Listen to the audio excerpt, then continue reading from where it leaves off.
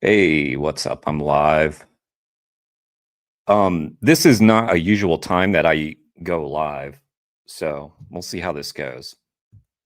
But haven't been live in I want to say like close to a week. So I'm overdue. Okay, what am I gonna promote here? Okay, so we've got a lot of updates on the Zoe trial from Unchained TV that I'm gonna look at. By the way, I'm super cool this morning.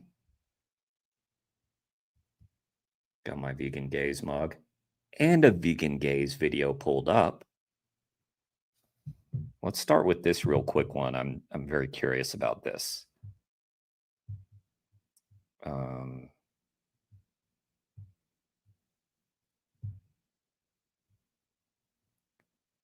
she laid into me. This is our friend Chris. It's a little quick video. Militant vegan called me out on public transport. Do y'all get into this whole Jimmy Kimmel stuff? That was interesting. What's up, Victoria? Nice to see you. Okay, so let's see what this one is. By the way, wait, before we do that, here's a couple of channels to subscribe to try to help out with I'm not sure if they're going to be able to go live for Project Livestream, which is tomorrow. Or yeah, I think tomorrow, depending on where you are, tomorrow. But yeah. So there's Radical Vegan, and here's Jack Calope. So a couple channels. I'm not sure if it's going to matter for them because I think you need 24 hours. What's up, Jake? I think you need 24 hours, but at least they'll be able to participate in the next one if we get them up to 50 subscribers. So that's just a couple of quick shout outs there. What's up, Lisa? Nice to see you. Guys, I have a cool interview coming out today. Depending on where you live, it's going to happen at 3 Eastern Time, 2 Central Time, 12 Pacific Time, 8 UK Time. Australia, I can't help you. I don't know. What time are y'all right now? England, it'll be 8 p.m. for you, Lisa. 8 p.m. I thought maybe, yeah, if I go live in the morning, maybe I'll get some more of my UK viewers. So it's morning time for me. But yeah, the reason I'm self-promoting is because that this interview that's going to come out today is going to be very I think it's going to be hard to digest. I'm anticipating the interview not doing well. One, because of length and possibly because of content, but I really wanted to get views, but it's long even for me, even for my channel.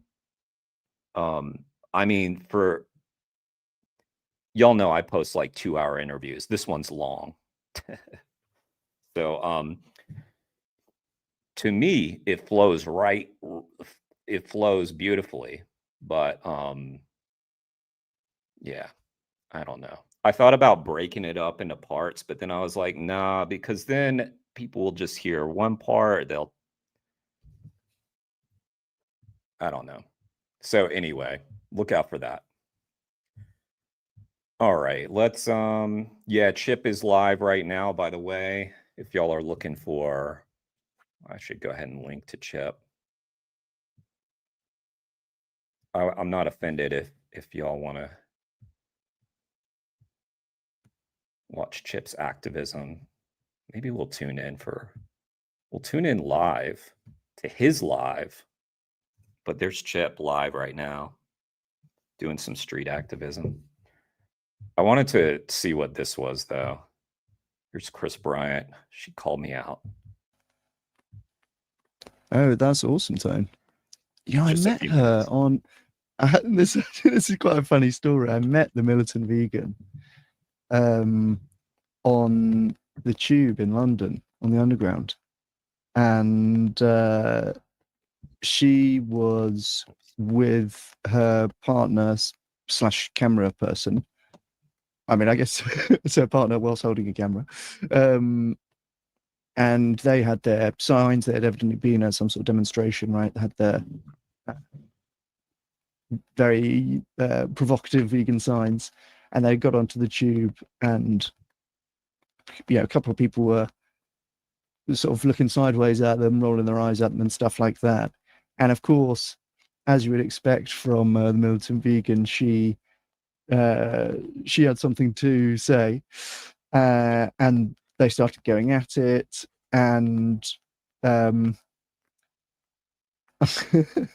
I was eating McPlant, but the McPlant had only just recently come out, and I was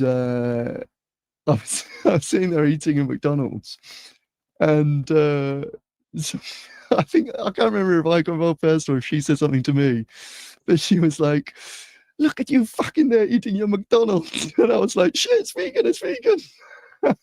That's awesome. That's a funny story. And people on the tube started laughing. It's like, "Oh, look at this guy's got his McDonald's," and I was like, "Guys, this is actually vegan. I'm on this person's side." As it turns out, we were both going to the same event, which was the premiere of Crimespiracy.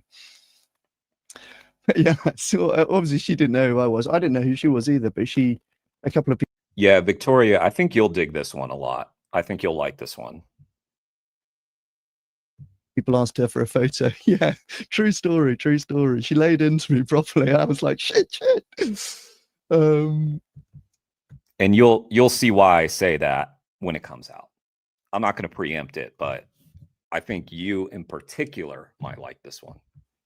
A few people came on the tube and recognized her and asked her for a photo and stuff. And anytime somebody does that, she grills them about not being vegan. They're like this kind of German teenagers that recognized her off TikTok or whatever. "Oh, can we get a picture?" And she starts like telling them off in German. She's so based, honestly. But yeah, she accosted me for eating McDonald's before she knew it was a vegan one. Ooh, that was a close call there, Chris. All close right. call. I don't want to be in militant vegans' crosshairs.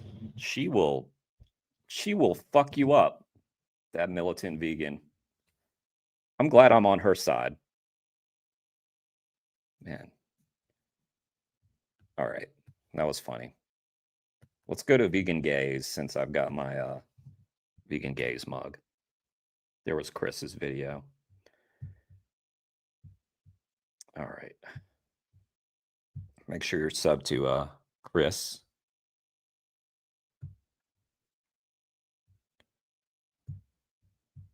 All right, here we go. Vegan Gaze. You would hope not. If you go back, the situation doesn't change for the animals. They're still getting, killed in your name. I feel so guilty. For 60 years, I've been eating meat. I think the mistake that people make is they suddenly want to go from eating processed foods like burgers, hot dogs, and then suddenly they go vegan and they go healthy. That's what happened to me.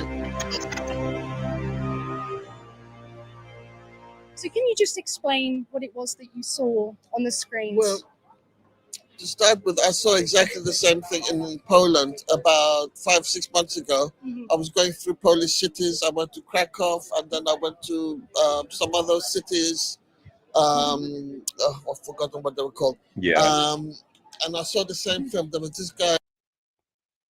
I think the last militant vegan video I watched, she was doing her street outreach in with little cow ears or horns or something, and she was going off on someone and bringing up the fake because they were bringing up God, she was like, no, I believe in tofunia. Tofunia. That was good. That was a great video. Yeah, she's pretty badass.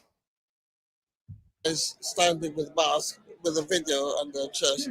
I saw it. I was horrified, and I became a vegetarian. For You guys about 3 got or your 4 vegan months. gaze mugs?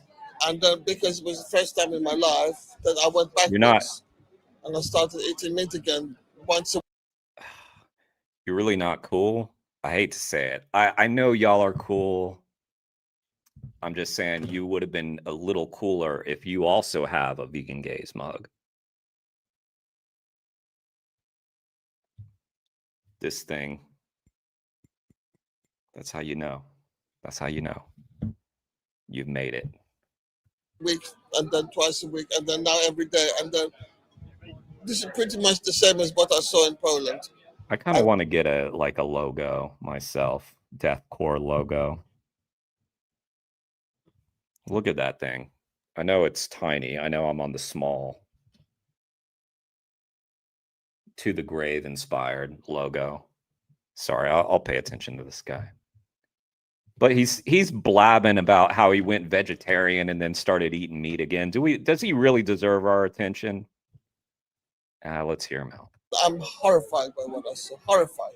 But I don't know why I went back having seen that. I don't understand why I went back. I don't It's either. like my mind kind of put it in a box. Yeah. And like it At least was he's like honest. I saw it, but I put it in a box. And the other thing that a lot of us meat eaters, hopefully former meat eaters, is that we think, oh, if I do it, what difference is it going to be? There's 6 billion other meat eaters, Absolutely. 8 billion other meat eaters. What difference is it going to make? There's billions of animals being killed. What is that going to make any difference? But I think that's the wrong way to look at it because we give up. I think it starts with Has a mouse weightlifting and says, "Give me strength." I liked your stream the other day, Jake, when your dad was there. That was cool. Jake was doing activism and his dad showed up and gave him a t-shirt from Farm Sanctuary. That was pretty cool. That's awesome that your dad's like supportive. Soy Tan Man. Nice. All the best to Zoe from the UK. Yeah, I think after this video, we'll start watching some of the Jane Unchained coverage. Get caught up. one person. One person and then another person. Maybe it might take 1,000 years. So what? It might take 100 years. It might take 50 years. It might take 1,000 years. But it's not just about health. I think it's something more. It's not just about your health. It's about creating a higher vibration and being not using the word better, a fuller person. Living by your values. Values and also raising your frequency. Because I don't know if you're into middle age, not middle age, new age. Because I'm middle age. New age. Because the new age people say within the next 5 years, there's a fork in the road with humanity. Right. That's why everything's going crazy. Not Oh, just really, politics, Lisa? everything. The earth is going crazy. We're having all these earthquakes, Who is it? tsunamis, and all this because the earth is moving. The frequency is diverging, and Why is that blurred out? That's so interesting. there's going to be the old earth where people remain stuck at the third level, third vibration, and then there's a new earth where people are gonna. Maybe that's an animal product and we're going to blur those out now. If so, that's kind of funny. Who's the football team? I can't even. You know, in America, I live in America. We don't like watch soccer/football very much. I like it though, but it's a totally different thing in Europe. Norwich. Oh, I see. I see.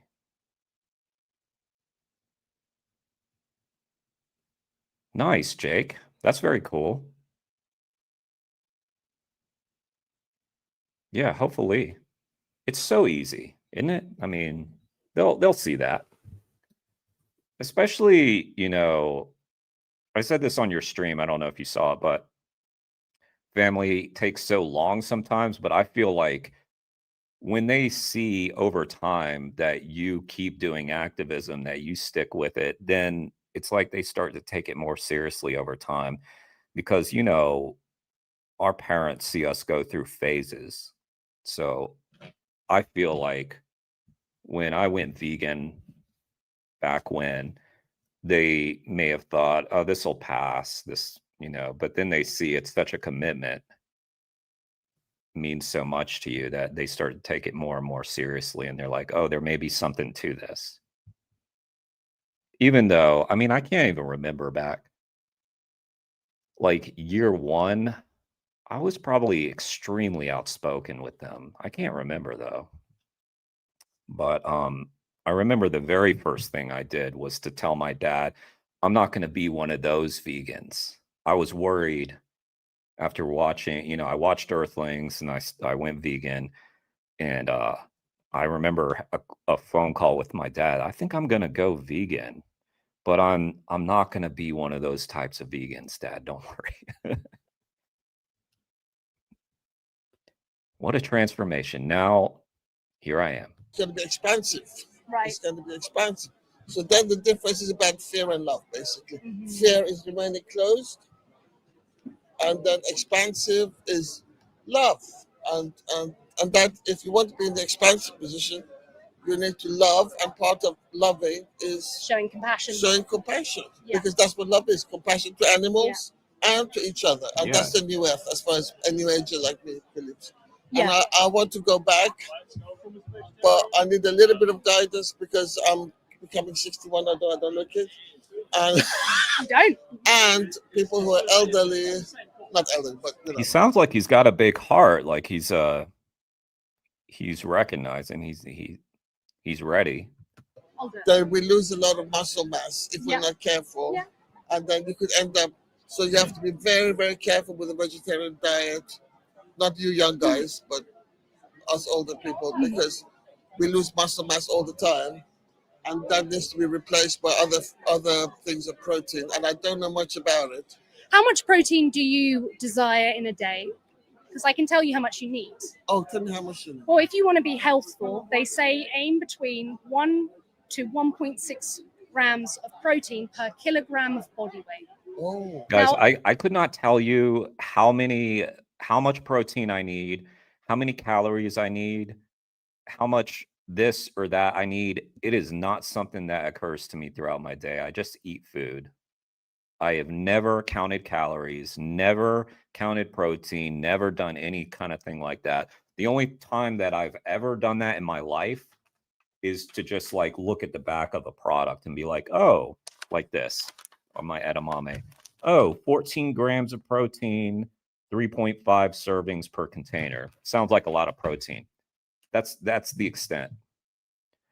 I don't like if you're trying to like bulk up in the gym or trim weight, why, like, don't you just eat more protein rich foods? Like, why do you need to count? What I mean, no, like I guess it works for some people, but let's say I'm trying to lose weight.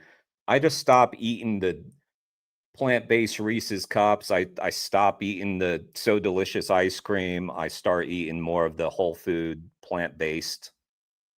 And then if I'm at the gym, I'll like eat the protein rich foods. I'll maybe take the vegan creatine, you know, like I'll do the things that you should do, but who needs to count? I don't get it.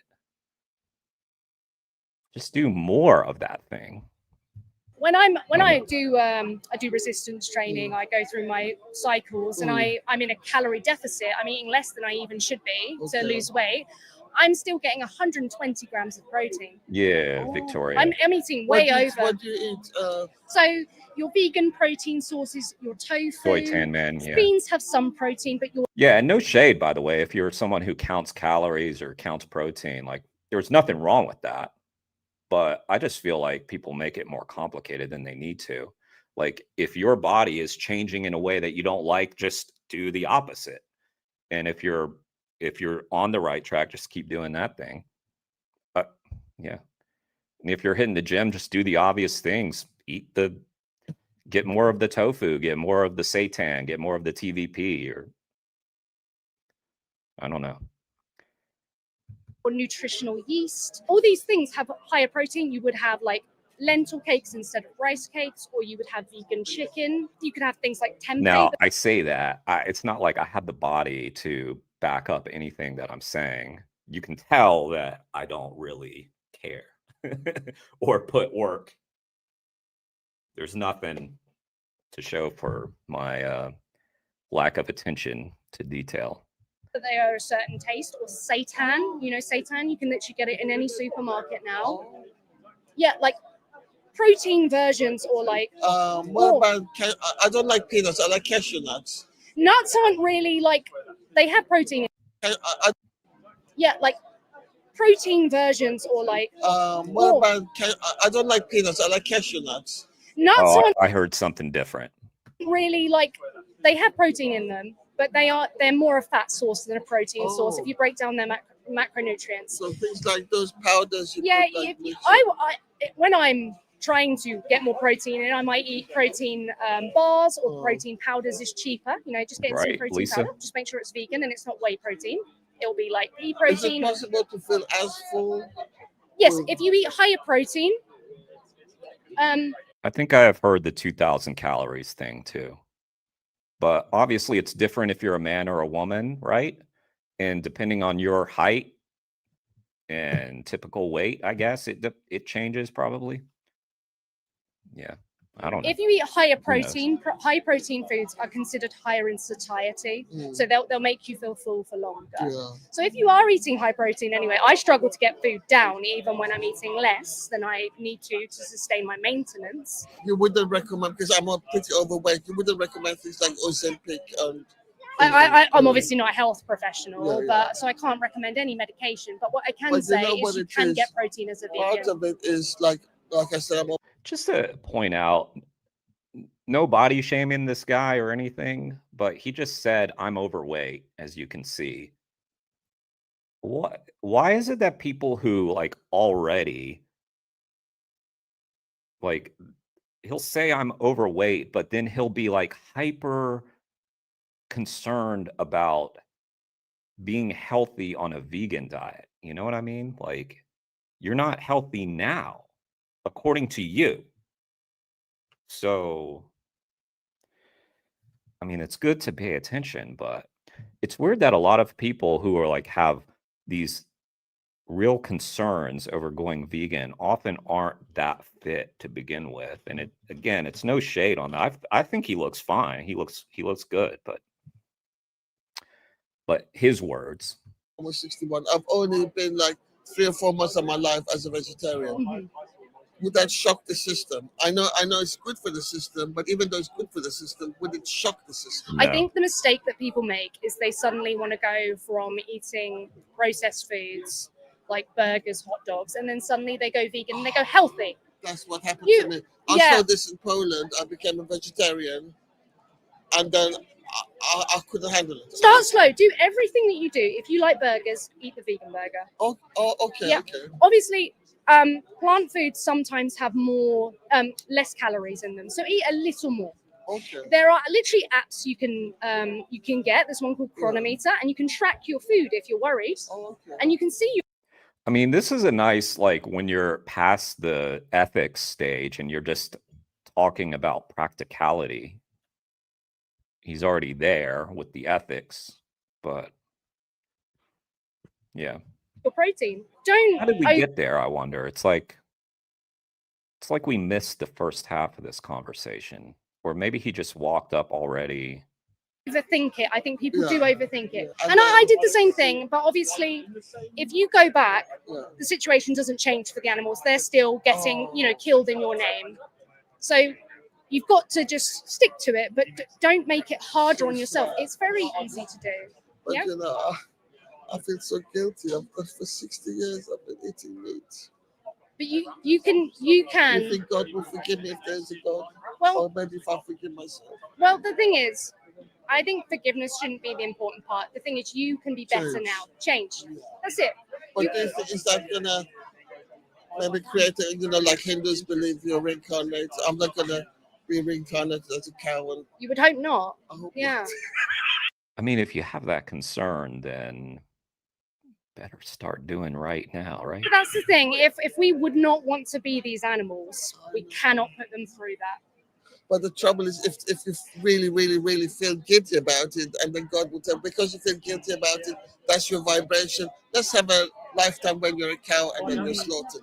And then even if they don't want to, because the guilt will cause you to. Oh, I think no matter the consequence, whatever may happen to you, don't be the demon to them. You know, do not be their like. If Satan were, if these animals had a Soy Tan Man once had someone at work who said vegans were unhealthy, and he was like 400 pounds. Yeah. Before I went vegan, guys, I lived in the state of Alabama for a little while, which I don't recommend. Don't do that. No shade on Alabama, but I can't even imagine what that would be like as a vegan. But my buddies, I was working in radio at the time, and my buddies were all like, I feel like I shouldn't even talk about it. It's probably fine. They were all quite large guys, and we go out to lunch like every day, and we'd be going to like Buffalo Wild Wings and all this shitty all these shitty places, and just eating disgusting, horrible food. And one of the guys who was quite large, he ended up dying not long after I had moved away. And yeah, he ate himself to death. And yeah, I just can't imagine. I was like more health focused at the time, because I remember I was always the odd one out, like eating. I wasn't vegan, but I would get a little bit more healthy foods. And I think I was like a big believer at that time in organic food. But yeah, I'm sorry guys. I did that. I had that phase. And so yeah, I was already sort of not fitting in, but yeah, being vegan in that city that I was at, wow, I don't know what I'm sure maybe it was better than, I don't know. Told someone I eat 100 grams of protein, and she said that's not enough. She's smaller. 100 grams of protein is enough. Yeah, I'm pretty sure that's enough. I read somewhere that like we get like, don't quote me on the figure, but something like 70% more protein than we need typically, or something. I don't know. We don't need as much protein. Always avoid this stuff because people have Google, and yeah. She did good. I think with this guy, it was good to discuss with him, because he was there with the ethics, it sounds like. But yeah, man, I do that too, where I'm just like, you have Google, right? You've heard of Google. It's on your phone. You can just type it in. I get a little impatient with people these days, and I honestly need to kind of chill, because yeah, sometimes people will be talking about these things like protein. I'm like, you're asking me to like list you foods. give you a list of fucking foods. You can't just Google on your phone vegan food with vegan high protein food. It's so annoying. But yes, with this guy, the way he was approaching it, it was obviously not trolling or annoying. It was, I think I would have handled this conversation the same way that Elle did, honestly. Usually I feel like I do bad with some of these people that they talk to, but this guy seemed real easy. He was there. I was obese as a teenager. A couple other people I know obese. Wow. One of them died at 29. Yeah. I remember a conversation I had in college when we were talking about eating healthy, and this was God, I was eating like fast food and shit at that time, but I remember talking to this one pretty slim guy, and we were talking about how, yeah, if you we were talking about health consequences. We said, you know, if you do it now, you're not going to have to worry about it. I'm actually like, I ate so poorly back in college that I'm wondering if I would have lasting damage from it, because I was eating like fast food. They put the way they, you know, it's very insidious. They had, you know, like Chick-fil-A at my college. Everybody ate the Chick-fil-A, fucking Chick-fil-A. And then right across from the college were all the fast food restaurants. 24-hour a day fast food restaurants. So of course we were there like all the time, night owls, you know, partying all the time and going to Taco Bell at night and shit like that. Of course now, you know, Taco Bell is one of the places you can go and actually get vegan food, but yeah, I know. It is sad.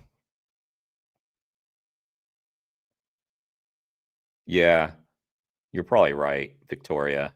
But I feel like I'm a little harsh these days, and and it's actually like, I feel like my mental health honestly has taken a bit of a beating over the last like year, just from like kind of simmering in the disdain.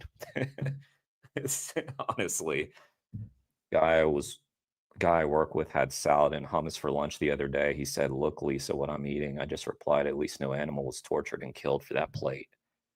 Yeah. Yeah, that's another thing too, when a non-vegan kind of wants pats on the back because they didn't exploit animals once. We used to down 10 pints and then go and get kebabs and chicken at 3 a.m. Yeah, exactly. Same. And I was like, I was fit. I was in good shape because I was young and the consequences hadn't arrived. And luckily I, you know, changed.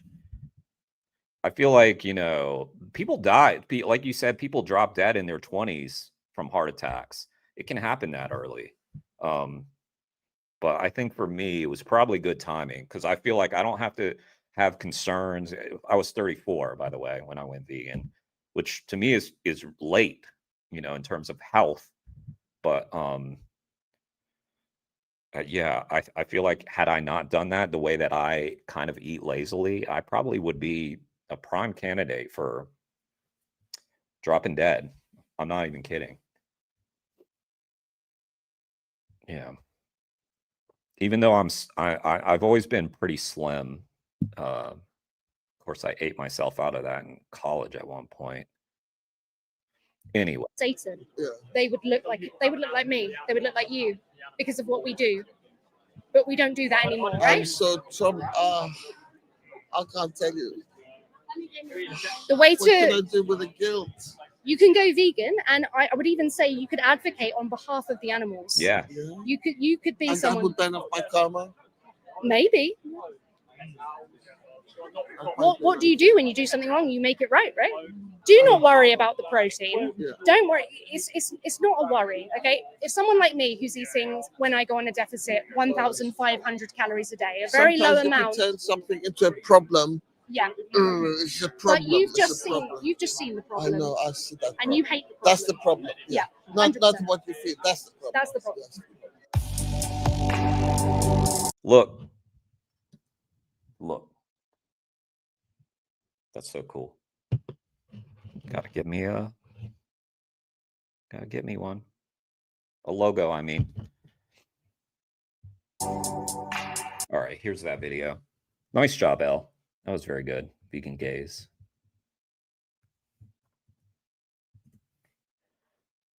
$23, $32, $50. Yeah.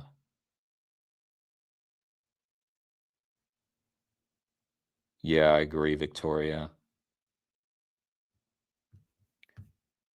I'm actually going to interview someone today, and I think I'm going to get into some of this with them. Some of this, because I'm curious what they think about some of these topics we're discussing. They might have some insight into it. I know it's not like, well, anyway. All right, let's go to this here. Why is the trial over the rescue of 4 chickens turning into a courtroom drama? Well, I think we know, because it's a political prosecution. So it's nothing but drama, but let's find out more. By the way, they didn't have court yesterday. They don't do court on Wednesday. Zoe put a Instagram talking about this. I talked about it the last time, how in Sonoma County, they just don't move the trials. It was even worse than I remembered, where Zoe was saying, yeah, we had trial. We go in from like 11 to 12. Then we take this long ass break. Then we go in for like 2 more hours. They literally could do this trial in days, and they drag it out. They don't work on Wednesdays. They're not going to work on Friday, by the way. So what's today? Oh yeah, tomorrow. They're not going to do court tomorrow. Some kind of court holiday. So it's just dragging on and on and on, and people's lives are disrupted. People have come to support Zoe in the trial. Some people have come from many, many miles away. Anyway, I'll digress. I'm sure they're going to get into some of that. Welcome to week 2, day 6 of the chicken rescue trial of Zoe Rosenberg happening in Northern California. We're bringing you the very latest, as Unchained TV has committed to cover this trial every single day, and it's expected to last 6 weeks. Fasten your seatbelts. It's going to be a bumpy ride. We have Renee King-Sonnen of the Rowdy Girl Sanctuary in Texas commenting. She's a former cattle rancher who turned her calf cow operation into a farm sanctuary for rescued cows and other farmed animals. Lisa. We also have Johnny Mora live at the courthouse in Sonoma County, California. We've got some breaking news to bring you. New information. Yeah, just chilling on the sidelines. Yeah. Didn't sit right with me. I mean, I'm really grateful that the start of my veganism was Earthlings, because you can't watch that film and then be like, oh yeah, I'll just go vegan. No, it was like, for me, that was obviously and clearly not going to be enough. About the case. What you are watching right now is the alleged crime in action, which ironically the defendant and her team videotaped themselves. So usually when somebody commits a crime or is accused of crimes, they try to hide the evidence. In this case, in this upside down world, Zoe Rosenberg, the defendant, with Direct Action Everywhere, an animal rights organization, actually videotaped her rescuing these chickens in order to showcase what's happening in industrialized animal agriculture. In just a couple of seconds, you will see her struggling right now to open that drawer where there are chickens. She took 4 chickens that she said were. By the way, I don't know if I'm going to be able to have the consistency to cover every single Jane Unchained live stream, but I'm going to try to stream a lot of them. And so we're going to see this video about 80,000 times, just to warn you, because that's sort of the gist of it. And luckily, on Unchained TV, we'll actually see the conditions of the farm. I don't know if the jury will end up seeing much of that. sick and suffering. Farm. And the question that is Slaughterhouse being fought over facility. by the courts right now is, will the medical records of the conditions of those chickens be Oh, really? shown to the jury? Jane got you to go vegan? How did that happen? What's your story, Victoria? Game Changers was the first one you watched, Lisa? And so the interesting development is Great movie, by the way. Game Changers apparently, I heard long ago, had a sequel in the works. LeBron James was apparently involved as a producer, I guess, or financial backer or something, which was very intriguing to hear because LeBron James, to the best of our knowledge, is not even plant-based.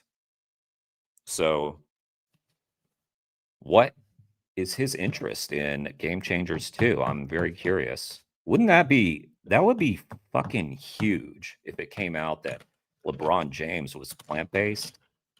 Man. I mean, most people don't like. What annoys me about coverage of Novak Djokovic, who, is still at 38, still going strong, still one of the greatest tennis players in the world. He's like the well understood at this point to be like the third best player in the world because there's a couple of young guys that are in their prime. But he's the greatest of all time.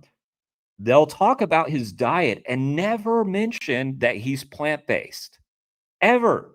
They never mention it. That's why he's good. That's why he's so healthy, is because he's plant-based. They always bring up the gluten-free diet. It's the gluten. He's plant-based. That's the main point. Yes, he had a gluten sensitivity. But anyway, Djokovic was a producer on Game Changers 1 and is plant-based. Now, I'm very curious about Game Changers 2.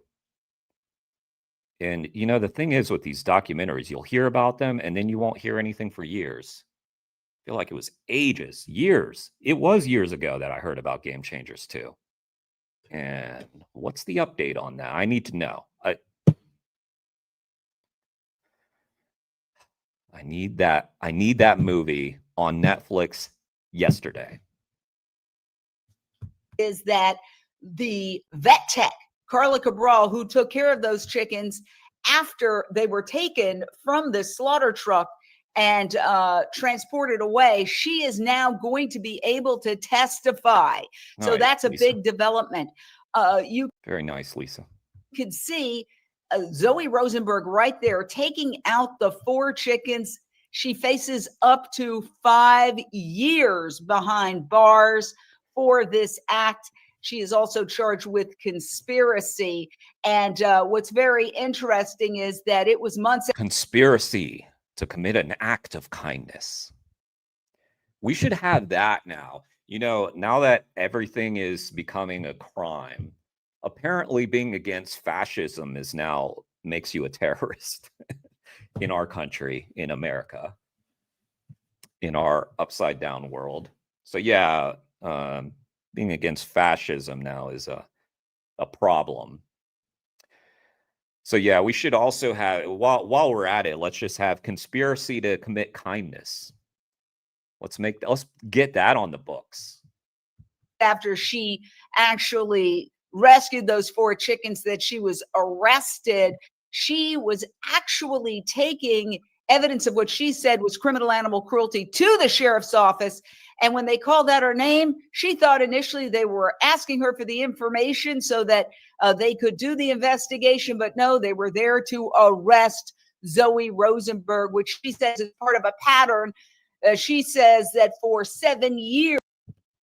Guys, I was reminded of this movie I saw years ago called Death on a Factory Farm.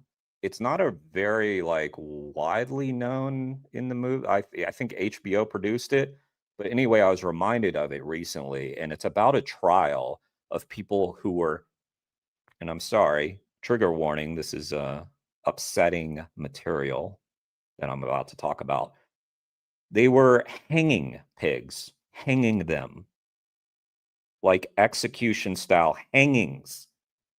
And the film is about the trial of the people who were found largely, I think one person was committed of like 4 counts. One person got a slap on the wrist, and then they were all acquitted.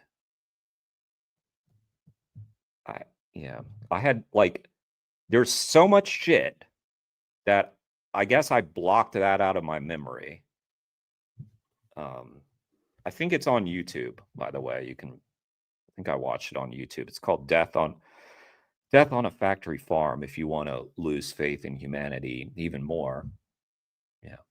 They have tried to report what she claims is allegations of criminal animal cruelty at the facility in question and were ignored by authorities. That's why she said she took matters into her own hands and went in and rescued those chickens.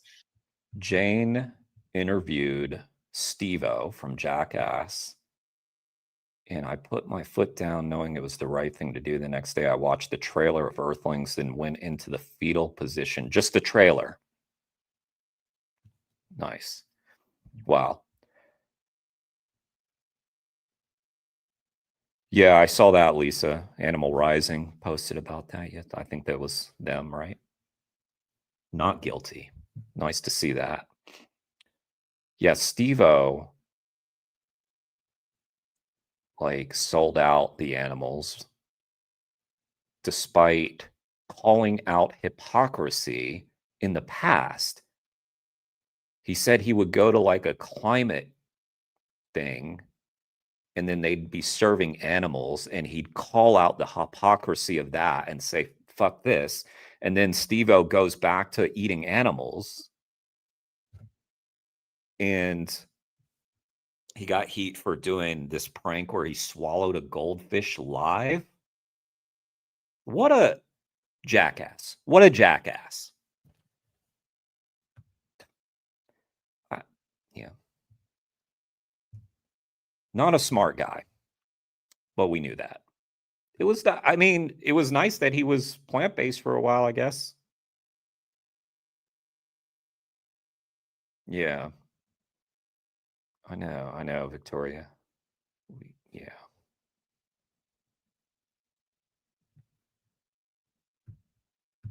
So we've got a really exciting show for you today. And let's start with some of the big news that just came out yesterday, where the battle over Carla Cabral, the woman who took care of the chickens after they were removed, raged in the morning session. We had our animal caretaker testify about her qualifications in animal care and as a veterinary technician, and the prosecutors questioned her, trying to poke holes in her qualifications and say that she actually doesn't know how to assess chickens and their health. I just got done meeting with my lawyers, and now I'm heading into court for the afternoon session. The judge ruled that Carla Cabral, the caretaker for the birds, can testify as an expert in animal caretaking. That is a huge win for the defense, Renee King. So yeah, there's all this wrangling before a trial even starts as to whether someone can be called an expert or testify as an expert. And as the prosecution was essentially making the case, you're an activist, you're not an expert, but the judge sided with the defense in this. What do you make of it? Well, you know, Carla's testimony. Well, I would argue that she's a pretty much an expert, runs an animal sanctuary. I know Jane agrees, but it's crucial. You know, she represents the reality of the lived experience of these chickens. And Poppy, Ivy, Aster, Azalea, you know, she can speak directly to their conditions and the suffering. And, you know, the fact that the prosecution, you know, wants to discredit her simply because she's an activist is not at all fair. You know, activism.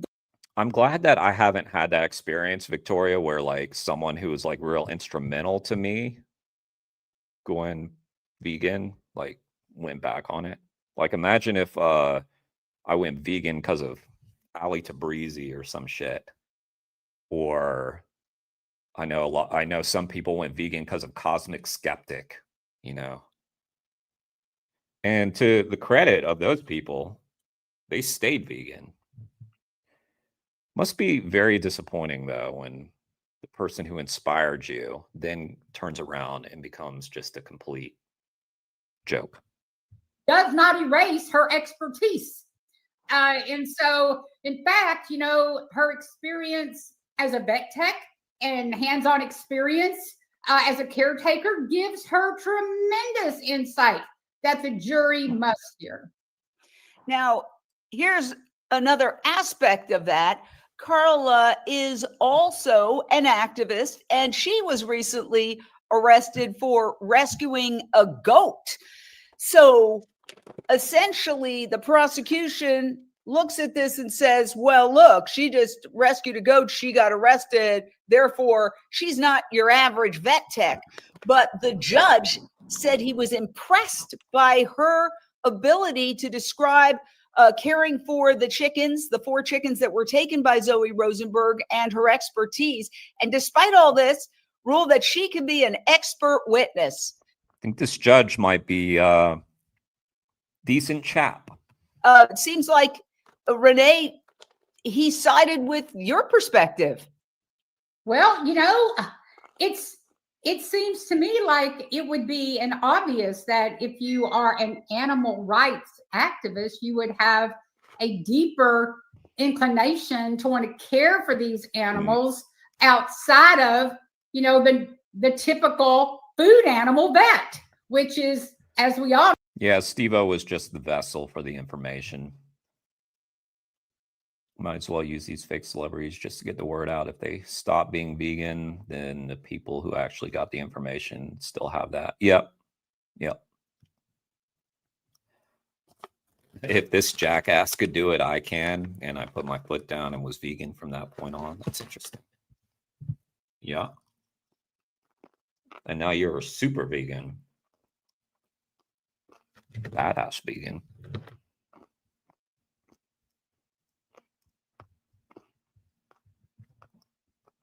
These celebs, though, like, it's so, like, they have all the money in the world. Like, why can't they just hire a chef to cook for them, like, 24/7? Like, give them hundreds of thousands of dollars to just be there and cook meals. I don't get it. They have like more money than God. No, food animal veterinarian medicine and traditional veterinary medicine is 2 different things. And so the big issue here, though, is that the court is limiting her, you know, to like fact witness almost. You know, the fact witness status when her perspective could also be considered as, it could be considered as expert testimony, in my opinion. Well, that's what the judge said. That's the victory for the defense. The judge said that Carla could be an expert witness, even though she is an activist. I mean, you know, people are saying, Johnny, that Paul Pickelsheimer, Direct Action Everywhere lead organizer, one of the lead organizers, said that he felt the judge was being very fair in this case, more fair than previous judges in similar cases. What are your thoughts? Yeah, no, and rightfully so. Paul being exposed to multiple or has seen multiple trials where animal rights activists were, you know, accused of simply caring for animals. Him being in that court for the last couple of days, he seemed quite impressed yesterday with how fair the judge is. You know, it's, you know, I think that what the prosecution's case is that it's somewhat of a you know, of a conflict of interest, the fact that she's a vet tech and an animal rights activist. But I think that Paul made that observation that the judge was extremely fair, as he put it, and felt that Carla Cabral was a suitable witness. Yeah, so that's interesting. I think, listen, that was a very big deal because Carla's going to be one of the first witnesses, but the very first witness is going to be the very first defense witness, I should say. The very first witness for the defense is purportedly going to be Raven Deerbrook. And Raven is also an activist who also wants to become an expert to essentially verify and document the documents that she got when she went into the facility several times and took pictures of what's called condemnation records. Now, the prosecution wants to keep those condemnation records out. Condemnation records are essentially how many birds that are taken into the slaughterhouse don't go into the food chain because they're sick. So they end up being condemned. All right. Take care, Soy Tan Man. Thanks for being here. Appreciate you.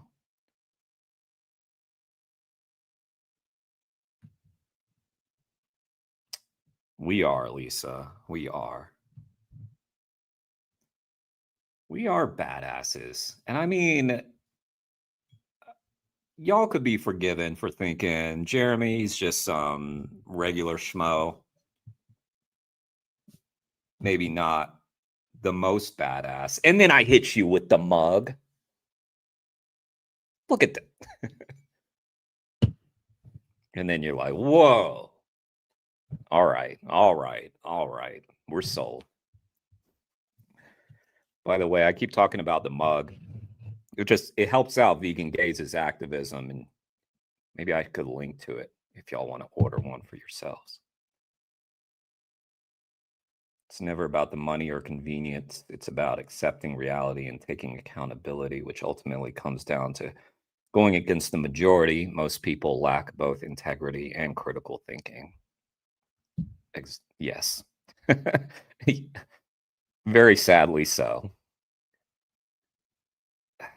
I wish that were not the case, but that is the case. It's a rare thing. I was talking with a buddy just yesterday, and I don't want to get into the recent events of the world, recent world events. But I just think it's incredible, the baseline of like what we consider to be, I don't know, without getting specific. And I don't want to get into the specifics, but what I'm trying to say is the baseline of what we consider to be decent and is just so ridiculous at this point. I guess I can go back in the past and recall the time that John McCain, voted down the Obamacare repeal, and then that was viewed as heroic. Or when Mitt Romney, stood against Trump, not to get super political, and then that was viewed as historic. Like, oh wow, it's unbelievable heroism to not have the opinion of your political party. We're so gone. We're so far gone. And that would be very, very powerful evidence. There was a battle over that. Let's hear Zoe Rosenberg, the defendant, talking about that battle, and we'll discuss it on the other side. Today, the prosecutors are going to be fighting as hard as they can to keep documents from the slaughterhouse hidden from the jury.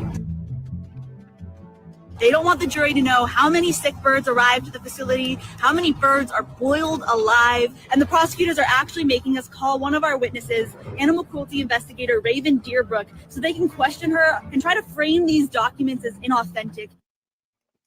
All right. So what do you make of the fact that there is this really intense battle, Renee, over whether Raven, who is a legendary, I gotta say, whoever's got the phone, put that thing on vibrate.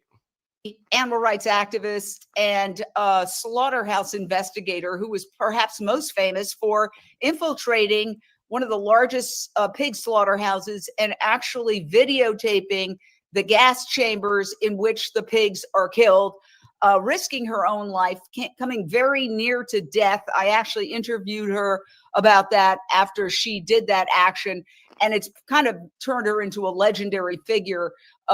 She came literally within seconds of being trapped inside the gas chamber where they kill the pigs. Her whole point was to document that these pigs aren't just falling asleep, as some would maintain that they're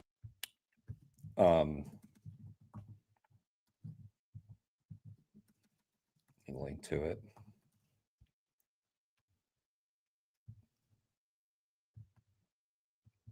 This is what they're talking about.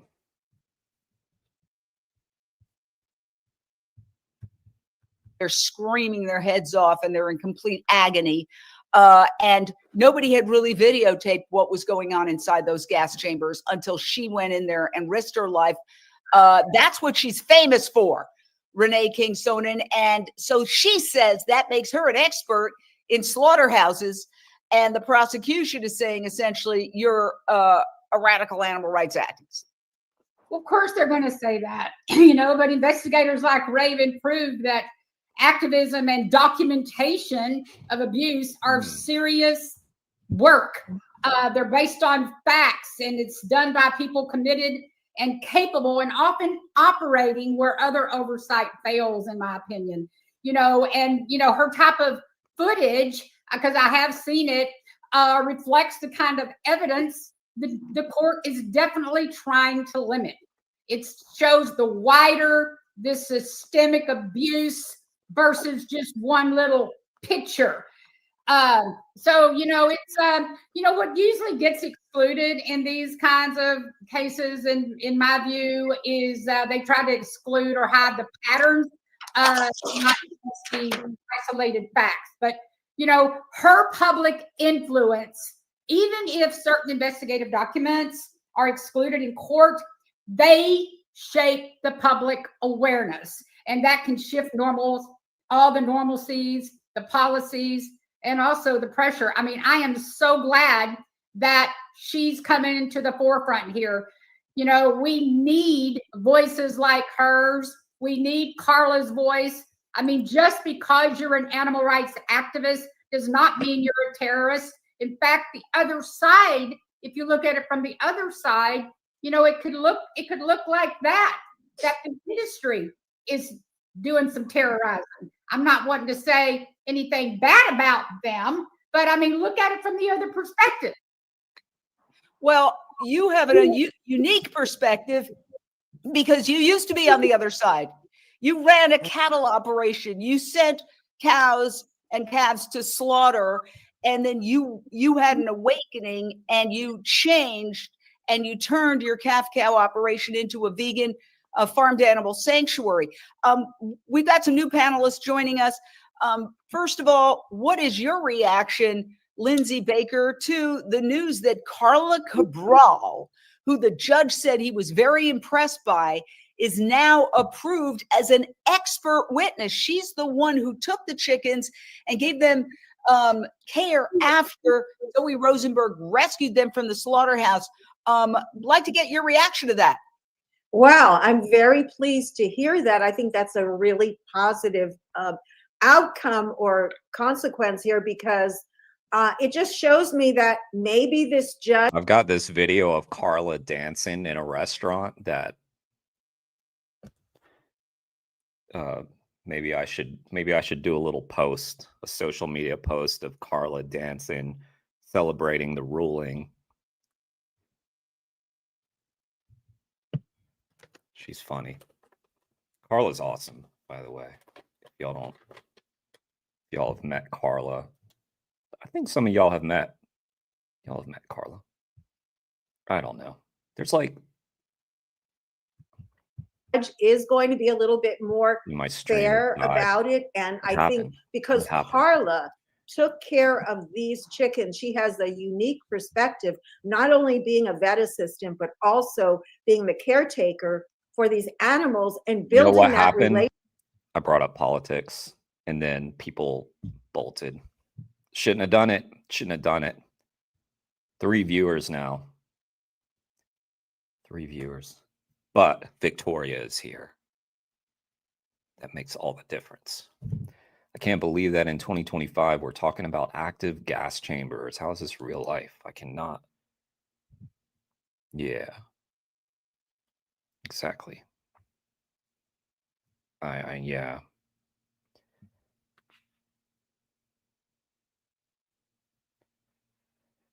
There was a recent post about Ridgeland Farms,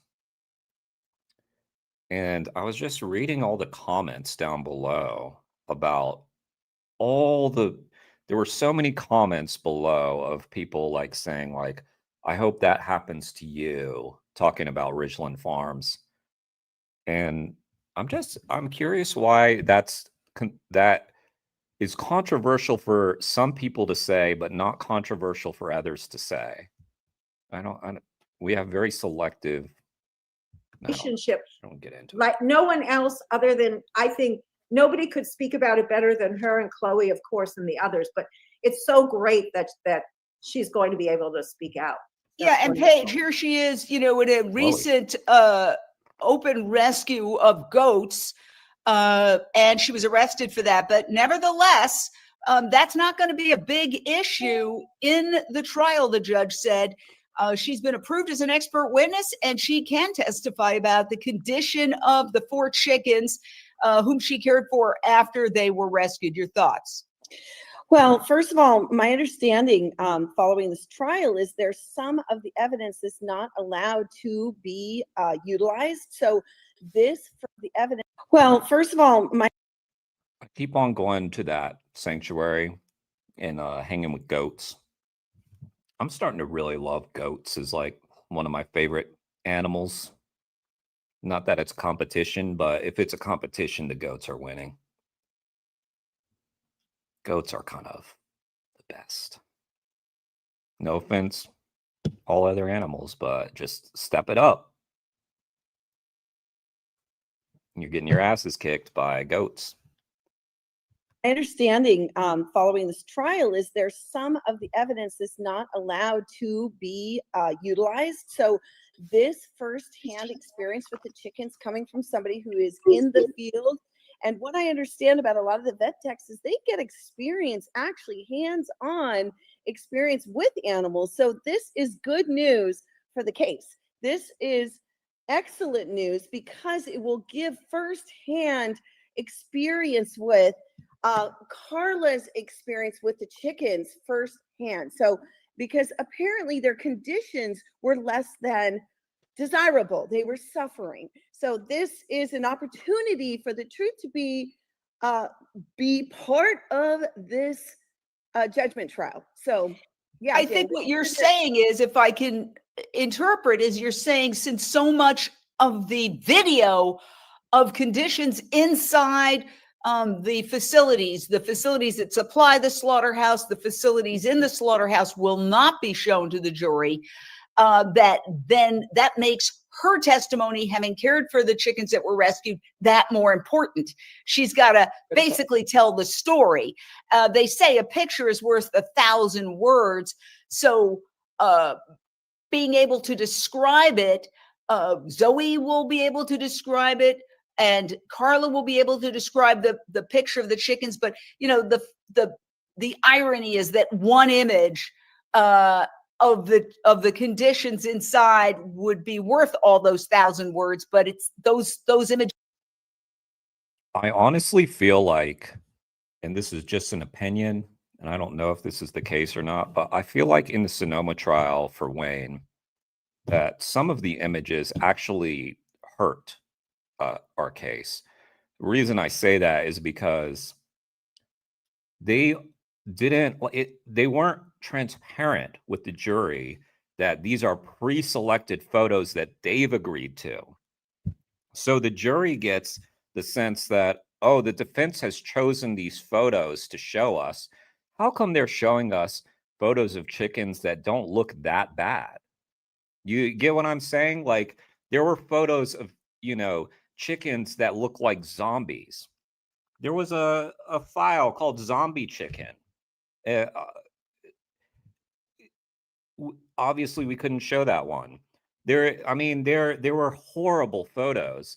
And then the judge, allows certain photos in. And then I feel like because the jury doesn't know that, they're like, oh, the conditions aren't that bad. So in some ways, I feel like the photos can actually be a detriment to the case, depending on what's allowed. And describing them, the horrific ones, I felt like I said this before, but I feel like the jury getting a sense that things were being hidden from them would have been more powerful. but it didn't sway them the way I thought, because there were a few moments in the trial where it was very clear that things were being hidden from them. It didn't bother them that things were being hidden from them enough to acquit. And so at the time, I would have said actually describing some of these photos is just as nearly as powerful, maybe not as powerful, but nearly as powerful. Yeah, they can be. So I don't know. I feel like it's kind of a slippery little technique that I think they use. Kind of smart on the prosecutors, that they won't like challenge certain photos or something. I can't remember exactly how it went down, but I just remember what we got to show the jury was like the most, yeah, just it did not give them the picture, the full picture, and probably just it was worse that we even showed it. Which are not going to be shown to the public. So let me show a few of those images and also offer the other side of this story. The company in question, Purdue, which owns Petaluma Poultry, has denied all of these allegations of cruelty.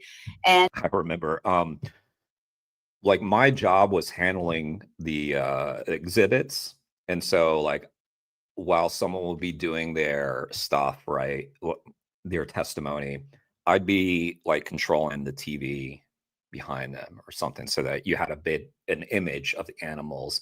And I remember them they pulled Wayne into a sidebar, which means they go and talk to him behind the scenes. And I remember leaving the screen. There were our one image that we could show. It was so funny. We had, not funny, wrong choice of words. But we had this one photo of a chicken, and I thought it didn't look that bad at all. The only thing that really indicated anything was their eye was a little red. And so I remember when they went into their sidebar and someone nudged me and said, you shouldn't do that. But I was trying to like zoom in on the eye. But yeah. It says, no cages. All this stuff just takes me back to the that weird experience. Or crates, freedom to express normal behavior, has a website, corporate.purduefarms.com/responsibility/animal-care, and has said that these allegations are false, that they have the highest standards of animal care and they give birds space to roam, access to the outdoors, and that the claims of DXE are false and pushed by an extremist group, Direct Action Everywhere, with the ultimate goal of ending animal agriculture altogether and imposing a radical agenda. That's one side of the story. Radical agenda of kindness. The other side of the story, as we talk, could be the conditions that Direct Action Everywhere says it documented inside Purdue facilities. Petaluma Farms is owned by Purdue. So let's take a look at some of those images that Direct Action Everywhere said they videotaped. And mind you, these are not images that are going to be shown to the jury. So that's why the testimony of Carla Cabral is so important. Paige, you wanted to weigh in there. Well, I just wanted to say another piece of this is to have this this expert in the space, because if we're, if folks who are trying to get the word out are painted as extremists, anyone who were able to see these photos would see those chickens do not look healthy, just from the eye, just from the human, basic person's eye. You don't have to be a veterinarian to look at that chicken. Does not look healthy. I would not want to eat that chicken. I don't eat chickens, but before I would not want to, because those chickens look sick. So to have an expert in the space to be able to speak to this is very promising for this outcome, perhaps, in a positive way, to really paint the true picture. Because, yes, Tina, lies, all lies, because essentially, no one in this from what I understand, is making profit, except the producers, which is part of why they're so protective of allowing any of this information to leak out. And this is leaked, it's out. And that's what, is what I understand. Zoe is fighting for her freedom and other people's freedom to get the truth out to the consumers who are paying top dollars for chickens that they don't know are lying on the death floor there, not looking healthy. And that's why, well, also testimony some will be so chickens important. are condemned, and that is a big part of the story. That was a big part of the battle. Raven Deerbrook, as perhaps the first defense witness, took photographs of what she says are the condemnation records. And the big question is, are those condemnation records going to be allowed in, given that prosecutors say she was illegally inside that facility when she took those photos? So that is going to be a big battle, and it's complicated. So let's just play one more time what Zoe had to say about that. Today, the prosecutors are going to be fighting as hard as they can to keep documents from the slaughterhouse hidden from the jury. They don't want the jury to know how many sick birds arrived at the facility, how many birds are boiled alive, and the prosecutors are actually making us call one of our witnesses, animal cruelty investigator Raven Deerbrook, so they can question her and try to frame these documents as inauthentic. And again, we invite companies involved on any time. We would love to dialogue with you. So yes, the battle over how this facility is described, what picture is going to be painted in the jury's mind of this facility? Is it going to be what's described in the documents that the company itself produces? I love this. I keep seeing this because she keeps showing documents that the all vegetarian diet with no animal byproducts. They put this on their website, Purdue, touting the no animal byproducts food for the chickens, who you are then going to consume.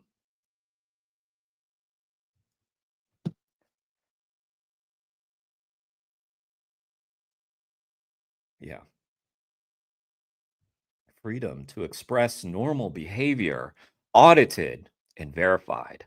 No drugs for growth performance, no antibiotics everywhere, or no antibiotics ever. Which, yeah, I mean, you can see the conditions of that place. So no antibiotics at that disgusting place. Company itself produces, or is it going to be what the defense at this place? No antibiotics there. Is trying to show. That is the tug of war going on in court right now as jury selection continues. And we want to mention that while there were protests by Direct Action everywhere, marches all this weekend in between the trial dates, people are up there for the duration of the trial, and they're doing things like marching during the weekend. There's also a push by industry sending out this very glossy brochure to many thousands of people. Stand with that's what they want you to see. That place. Not what was it? Not that. Of war going on in court right now as jury selection. That is reality. The tug of war. We watch a push by industry. Fantasy. Sending out this very glossy brochure to many thousands of people. Stand with Sonoma's poultry workers. So it's a battle for the hearts and minds. You attended some of the demonstrations. In fact, you gave us some video of the demonstrations. Johnny, what was the reaction of the people in Petaluma as you were videotaping DXE, Direct Action Everywhere, marching through the streets? You got to unmute. Yeah, sorry. Yeah, right before the march started, we congregated near a park that was elevated so you could see the town all around you. And, you know, everybody, residents of Petaluma, it could not, the view of us standing in a park with a massive bird sign or a chicken, a picture of a chicken, it was pixelated image of, it must have been about 20 feet tall, a pixelated image of a chicken, which is Rose, and massive banners that talk about Rose's Law. You know, there was no way that we could not be seen in that town. And as we were beginning the march, people were driving by, and there was one particular individual that, of course, came to a screeching halt and, you know, screamed obscenities at us and told us that we needed to get, you know, out of their town. And, you know, we really could. When I was there and we were doing our march, this one vehicle was like really threatening to like run activists over. They were really pissed that they couldn't get through and just kept on like kind of inching forward. And yeah. And I remember the industry sending some shills to walk through with some signs, hoping, I think, to provoke a response, but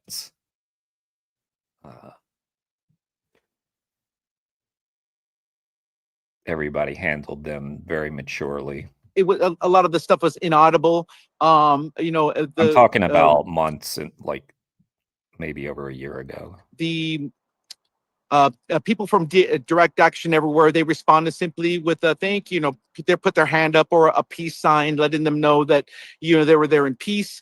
There was also somebody at the park that was taking it. She is, Victoria. Zoe's great. It's wild. Excuse me. It's wild to me to see someone like half my age, just so calm, like you said, just so poised and handling this life-altering prosecution so well. Footage with their camera, and right before they left, they had something nasty to say. And then after that, well, we proceeded to march through the streets. We didn't, you know, we walked through businesses, through the. And I mean, that's not to say it's not taking its toll. She's having some health issues, but yeah, I mean, she's still like very graceful in speaking about it and presenting herself very well. Quaint little town there. No negative responses until we started to kind of get away from the old town area and started getting into the main highway walk taking us to the Petaluma poultry slaughterhouse. And that's where, you know, I think some of the cars had a little bit more room to be able to intimidate the marchers, and they would do that by revving their engines, you know, pulling up beside us and kind of, you know, either screeching their tires or, you know, letting out exhaust fumes onto the marchers. One individual was trying to make a right-hand turn into a street that we were clearly blocking because we were crossing that street. Cops everywhere watching us, and this person continued to try to go through and make that right-hand turn, even though there were Direct Action Everywhere volunteers stopping the traffic. The person kept on barreling through at, you know, 2-3 miles an hour at a slow rate, but nonetheless, they basically cut through all the activists and almost hit one of the activists or organizers for Direct Action Everywhere, Rocky. You know, I did not catch it on film, but it was quite the impressive thing to see someone just disregarding people walking peacefully on a march. You know, and that happened sporadically up until the moment that we got to the factory farm. I'm sorry, to the slaughterhouse, where we got, you know, negative responses, people yelling through their windows, you know, so flipping the bird, that type of thing. I'm getting the picture. The picture is that it's very divided, and there is a lot of hostility toward the activists, but there is some support as well. You said you got some honks, which are generally supportive as well, right?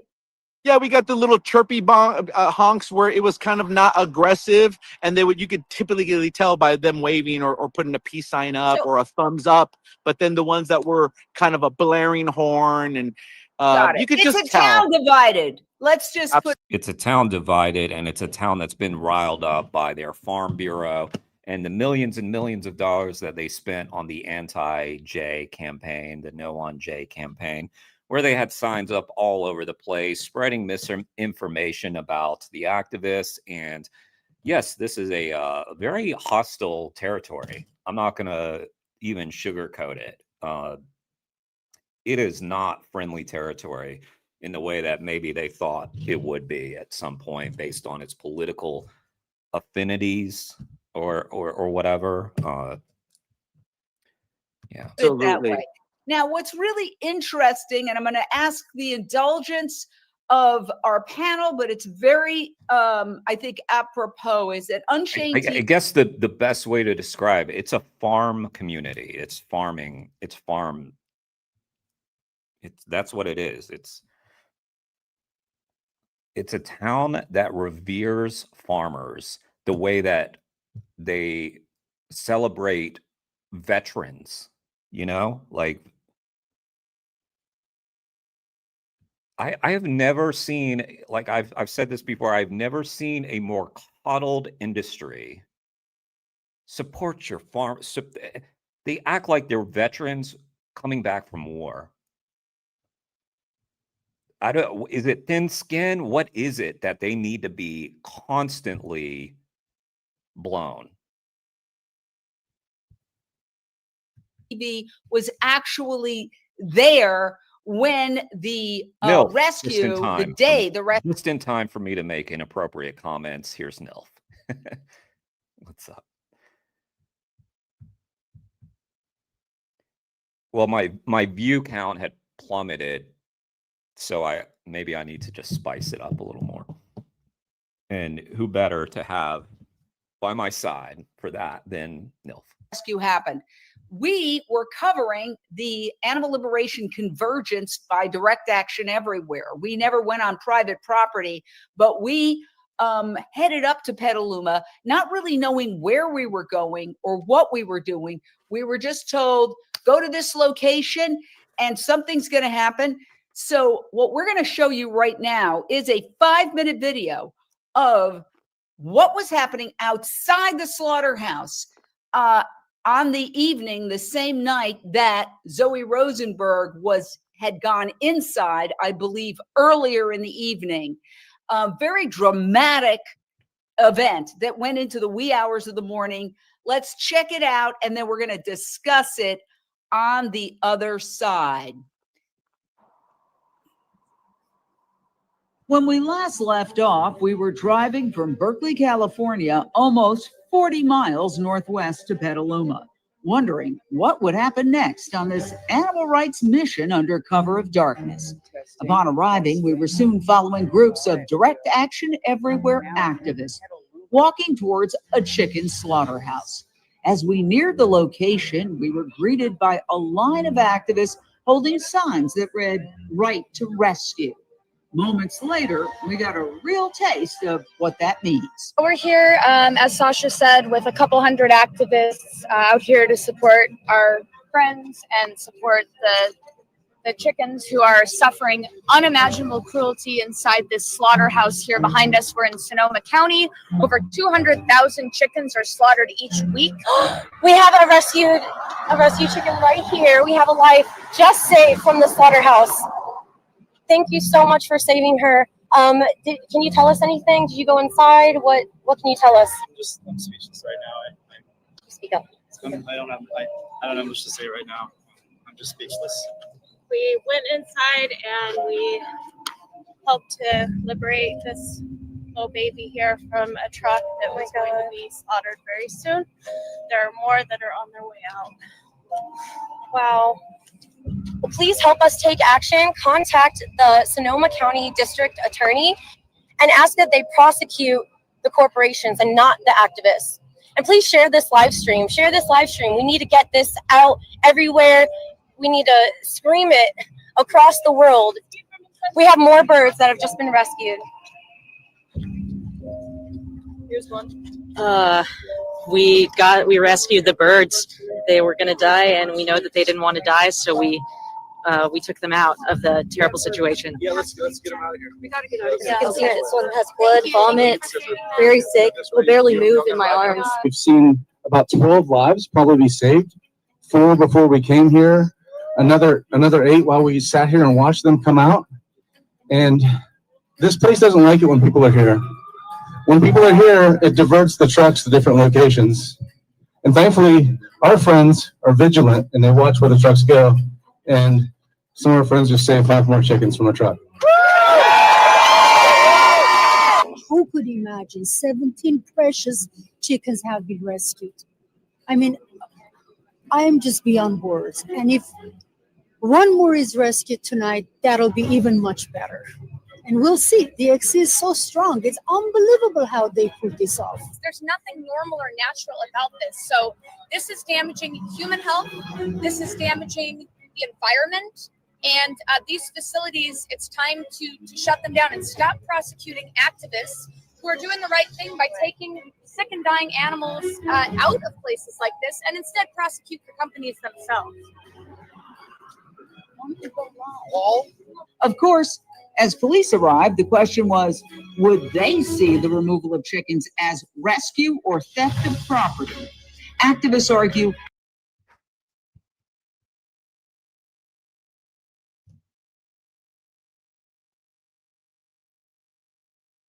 Who is the #1 martyrs? Who's that? DXC? Sorry, I'm late to checking. animals are not mere property like cans or cars, and maintain they have the legal right to rescue a suffering chicken, just as others have been hailed heroes for rescuing dogs trapped in hot cars. While there was some discussion between the cops and DXC lead organizer Paul Pickleson, no arrests were made. At a certain point, this action became a form of street theater. People began singing, reciting poetry, giving speeches, one after the other. I need you free from your tyranny. It's all I've ever wanted. It's all I've ever wanted. Liberation. Oh, the animals. Liberation. There's a dream. We're animals, we're animals.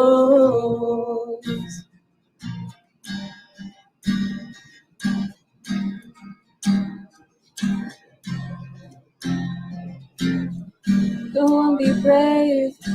Not that make history. Justice to my life, love. Justice to the lives lost. Every day, they will try to convince you that humane murder's justified. Believe me, I don't want to die. We're animals, we're animals.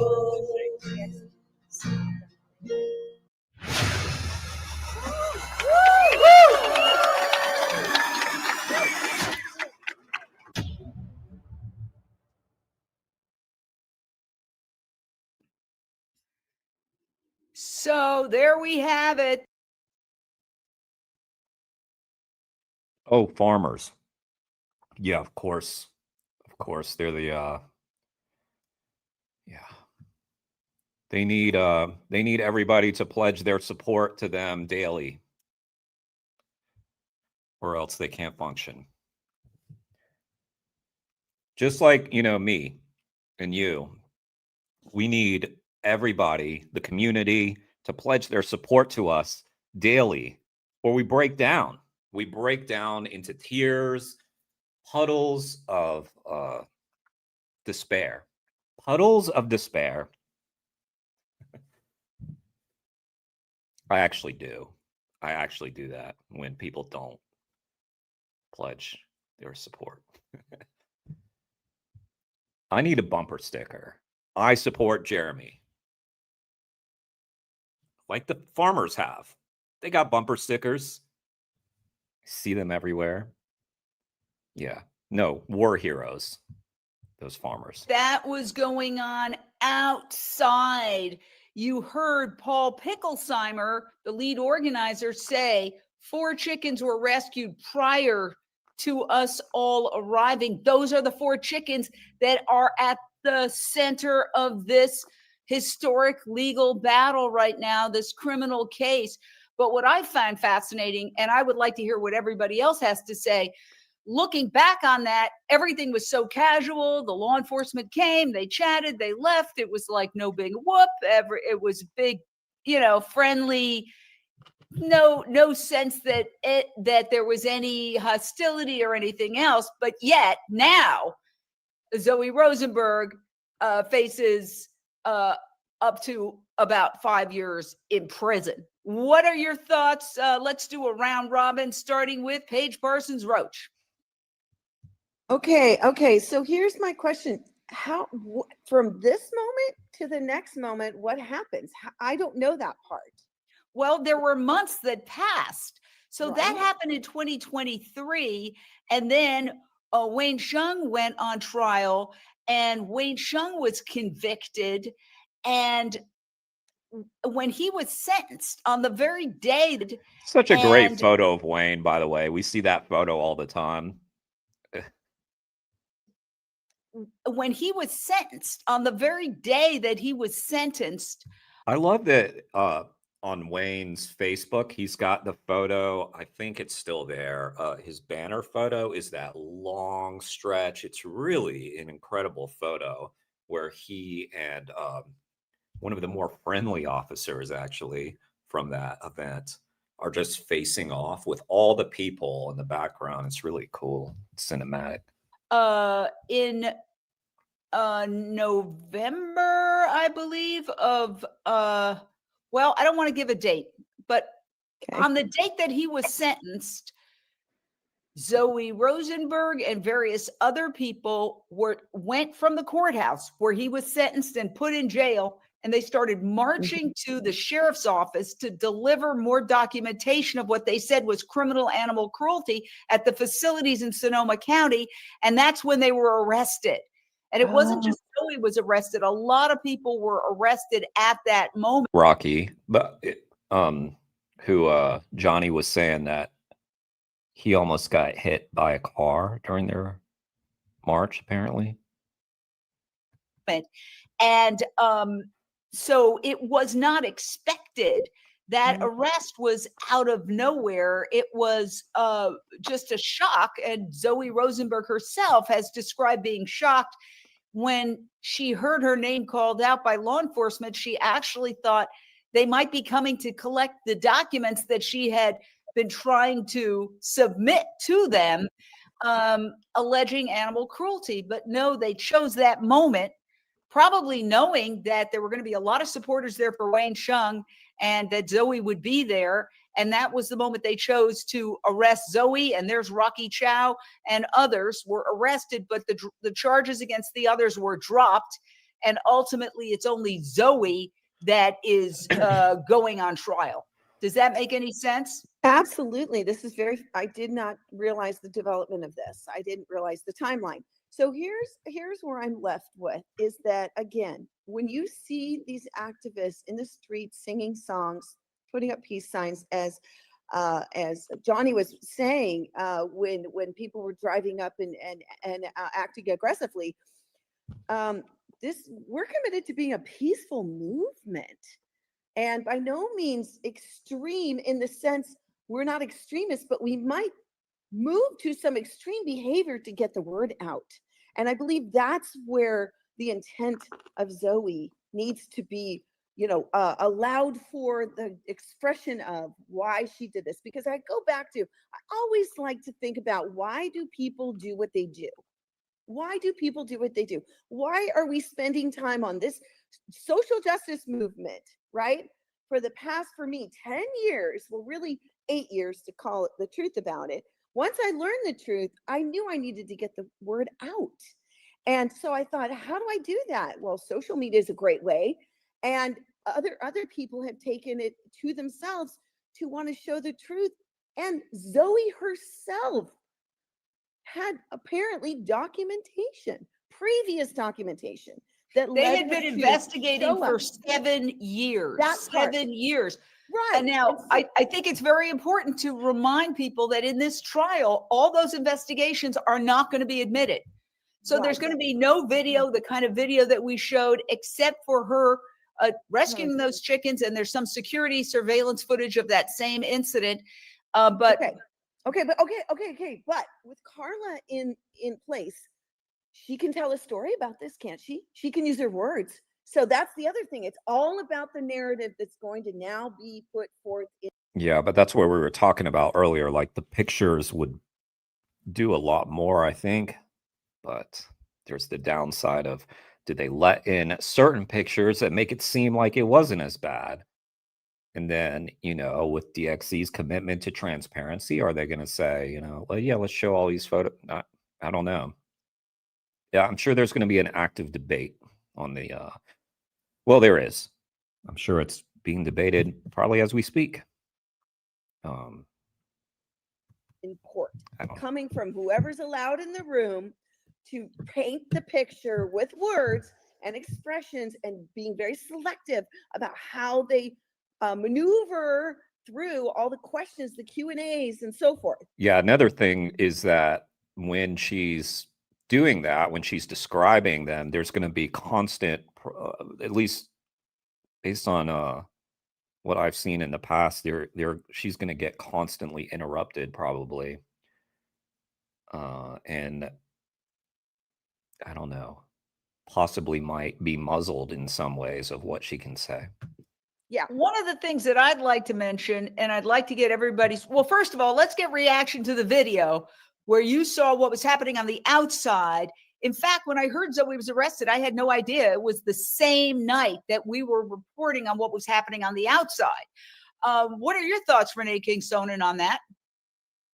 I mean, I'm just observing this beautiful, peaceful rescue and how the backlash now has culminated into corporate fear. That's why they're pouring money into all the propaganda and the lobbying of whatever they're doing, and why prosecutors are pushing for heavy sentences. It's not about public safety. Come on. It's about silencing a movement that exposes this systemic cruelty and calls into question the legitimacy of the entire industry. This is beyond. It's really incomprehensible, because the hype is magnified now. It was peaceful during those moments that you just so eloquently, showed us. I loved it so much.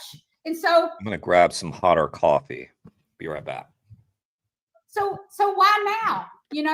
It's because these corporations, these big corporations that, I don't want to name out loud just because they don't fear the rescue of the 4 birds.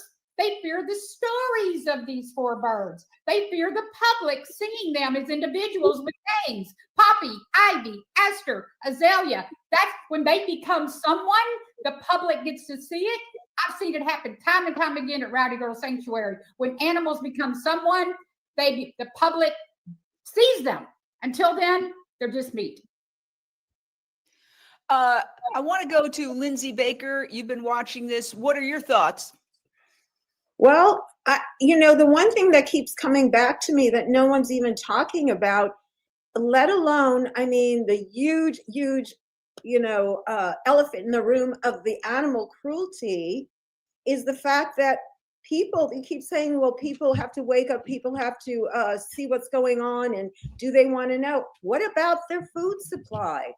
These animals are clearly ill, and they're being given as food to the public. I have to interject. If hypothetically, if the animal is sick, they take them is out. Not meant for the food supply, yes, the chicken is considered condemned. And that's why the whole issue of the condemnation records is such a key factor. And that when Zoe went in there, she went in several times and photographed documents You mean Raven, Jane, right? You mean Raven, right? Sorry, I meant Raven Yeah, Deerbrook. Raven exactly. Deerbrook went in there several times and photographed documents, and there's a huge tug of war over whether those documents that show the condemnation records, how much of it is going to be admitted into court. So it's a very complicated, a very complicated battle. And here's what Can I say just one more thing though on that one? It's actually not a complicated battle. It's a really simple battle, in my opinion, that they just don't want it to be shown, that they have these records right there that have been documented. Actually, Zoe's explained this very well, where she said basically, or I think Stefan, when they had him on before, that it's funny because they're saying you can't use these documents because they're quote unquote stolen. And they're like, okay, well, then just provide the documents and then we'll go by your figures. But they don't want to show those either. Of course. Point, just because an animal doesn't have lacerations doesn't mean if they're in those conditions, then they are subject to the same diseases of the ones that have gotten sick. So I just want to make that one last point, and I'll get off that. But I just think it's important. It's not just what they look like, but they're subjected to this, and then individuals are eating. Not to divert, but I just think it's interesting that this looks to be like a false background. Like, because we're seeing the chair. It's just an interesting choice of background. No. Or something, that potentially dangerous. Let's just put it that way. Yeah, I think that's part of it.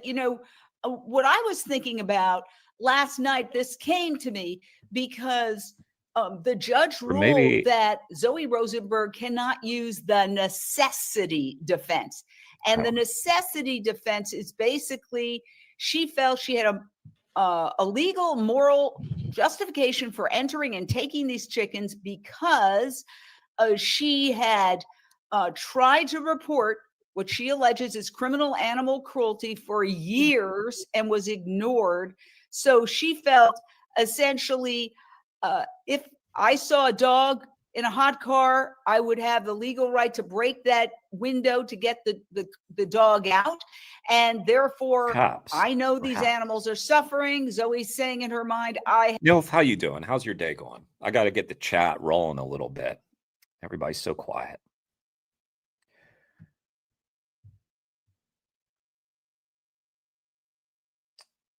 Over 18, yeah. Yes, over 18. I think Zoe's 23 now. And according to Jane, it was 2023. So maybe she was 21. I don't know. Not sure. Oh no, work meeting. We'll tell them you're preempted. Let them know that well, this video has 20 minutes. Literally 20 minutes.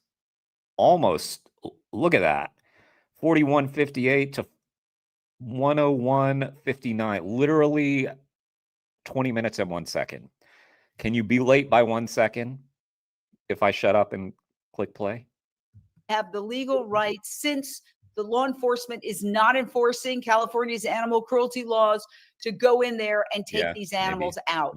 And that is the necessity defense, that you can commit a small infraction to prevent a greater harm. The ultimate example is if somebody's walking down the street and they see a child drowning in a swimming pool, they have the legal right to trespass in order to save the life of the child drowning in the swimming pool.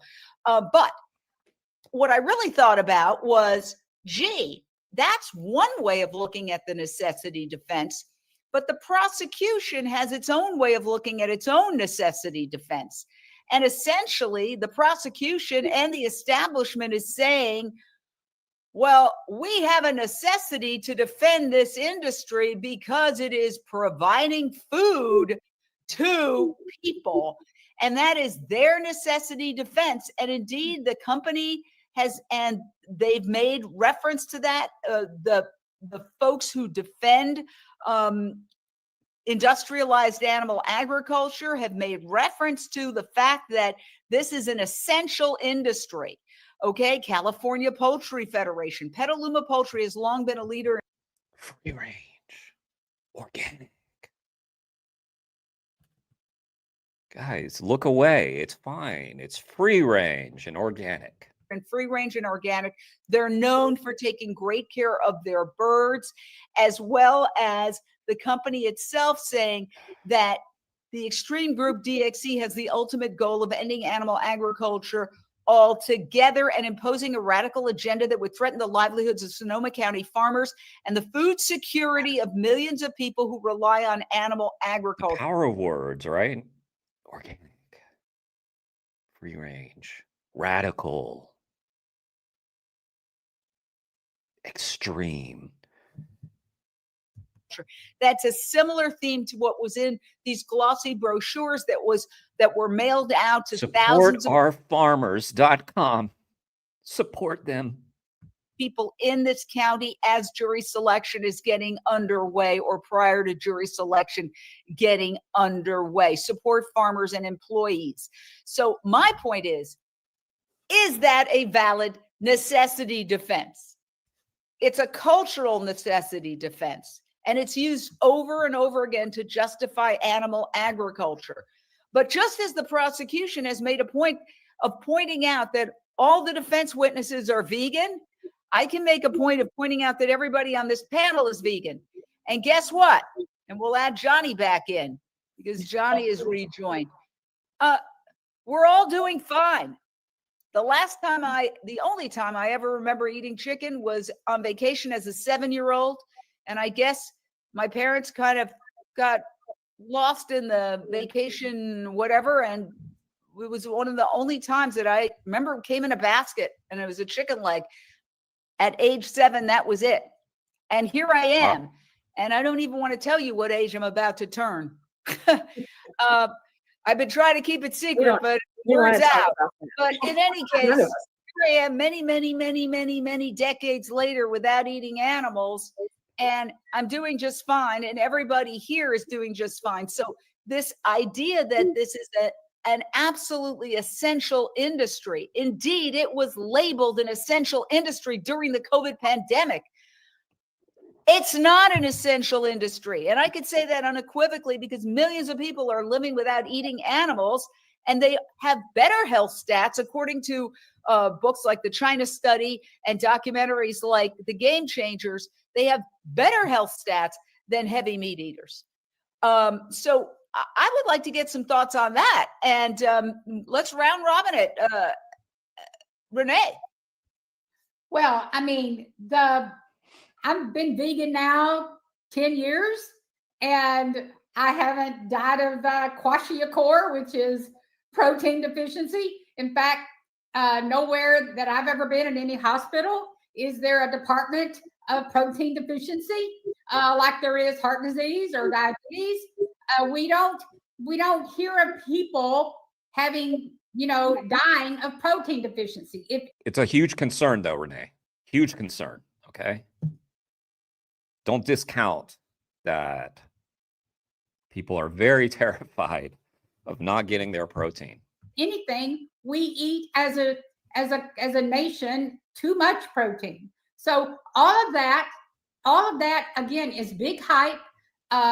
Hundreds of thousands of dollars are spent to spin all the narrative around the way that all the food supply and how we should be eating and how much we should be eating of meat and cheese. And look, it's our friend Jake, and we've seen David in there. There are many vegans on the Don't Die app. It's more health focused, so there are still meat eaters, but it's created by a vegan or plant-based Brian Johnson. Eggs and nuts and all that. I mean, we are programmed and conditioned by the powers that be in these dairy associations, chicken associations, the cattle association. They pay for these studies, and I remember when they went after tofu, soy, we are lied to left and right. And I thrive. My husband and I thrive on a whole food I thrive. My husband and I. Another local story here. 100 dairy calves were in an accident during transport, and many people that eat cows were upset. About 25 died. The truck and trailer fell 20 feet. Yeah. There's a lot of stories about animals dying in transport that appears to break through this weird cognitive dissonance. Earthling Ed's story. The singer from To the Grave cited a similar story. And someone else mentioned a story like that. I can't remember who it was. I thrive on a whole food, plant-based diet. You know, we do just fine. I have more energy than I've ever had in my life. I'll be 68 my next birthday. There's no signs of me slowing down. When I look at people my age that I know or went to school with, I can't believe it. I just can't. Renee does seem like she's got a lot of energy. I can't believe that changing the way you eat can change so much about the way you act, look, and feel. Yeah. So I think if nothing else, because the reason I feel very empowered to say this is that looking at the notes, the prosecution is asking witnesses for the defense if they're vegan. Now, you know, you could say the same thing. There are panels where every single person on a panel on a major network. I take it like a joke. You know, they ask all the witnesses, are you vegan? But apparently it works. Like, people are like, oh, vegan? Then you must not be credible about anything. Vegan. Like, yes, we're vegans. Move on. I remember one witness in that trial wasn't vegan, and they were like, they didn't know what to do. They were like, that's just assumed. Is a carnivore, right? They're eating animals. So to bring that up opens the door, as they would say in a criminal trial, for us to be able to talk about the fact that it's not an essential industry. If anything, it's a leading cause of climate change, and therefore potentially posing a massive risk to the entire human species, Paige Parsons Roach. Okay, so let me just make sure I got this correct, because I just want to back up a second. So you're saying they actually asked who if they were vegan? What? They asked the witnesses for the defense if they're vegan. What? That seems like, what lifestyle choice are you, what religion you are? Like, that doesn't seem pertinent. Well, that wasn't in front of the jury. We got into this last time. It's not a protected status like veganism. Yeah, it's bullshit that they ask that, because you should be able to ask the meat eaters if you eat meat. Oh, you're biased. If you ask the jury, no, you're biased. You eat meat. Get out of here. Should be the same logic. It's the same rationale. So, yeah, but no, they're going to ask all the juror prospects, are you vegan or vegetarian? They're going to get rid of those people. Yeah, they won't have any vegans on that jury if they can help it. So I think that is, and yeah, they'll ask all the witnesses, and probably during the trial, they'll Bob Wayner, the prosecutor at Wayne's trial, made a point of asking every witness. By the way, most of these witnesses were direct action everywhere witnesses. Yes, they're vegan. Yeah, but they had to make that point to the jury. It's such an insulting exercise of that jury's intelligence, in my opinion. Again, if I was on that jury, I would have just been I would have been, one, I'd have been insulted, I'd have been annoyed, I'd have been realizing that I had a historic role to acquit. Somehow that didn't get through. something that was discussed, and I don't believe that they're going to be able to ask that in front of the jury. But the fact is that the prosecution has tried to make this case that everybody, well, how could they be experts? They're vegans. You know, What's up, Kane?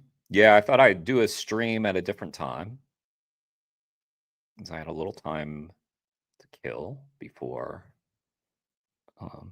Can you even say, I don't even know the YouTube. I had some time to unalive. I think that only has to do with like monetization or something, but I just like YouTube censorship is very bad, really weird as well. Anyway, I had some time before I've got an interview upcoming, and then that's gonna get done. And then, by the way, guys, I've got one coming out today. If you're on the East Coast, it's coming out at 3. West Coast, noon. UK time, 8 p.m. Australia time, don't know. Look for it. Japan time, I don't know. I have no idea. Korea time, who knows? Antarctica time, just look for it. It's going to be good. But I fear that it's not going to do well on views because it's fairly long. It's prejudice. Oh my gosh. I want to jump in though. Okay. We've got Paul Picklesheimer here. So I would, okay, let's discrimination. That's what yeah, I'm saying. okay. Well, maybe Okay. Paul, you can clarify. Correct me if I'm wrong, because I'm not inside the court. Were prosecutors asking defense witnesses, potential defense witnesses, if they're vegan? Oh yeah, definitely. They're gonna ask everybody that. Uh-oh, we got some bad audio. What I'm going to do is remove you very quickly. Tell them to jump back on and we'll come back. But you heard that, guys. You heard that, yes, they Booted. were asking. Get Paul out of there. Get out of here, Paul. Get out. They were asking defense witnesses if they were vegan. Okay, they should have asked also, are you carnivores? Because if you ask me, then you have a fair playing ground, because if they're carnivores, then they have a vested interest. So to me, that seems that doesn't seem fair. I think they need to throw that question out and let people be vegetarians and vegans. It's definitely trending upward. Kane? Nil?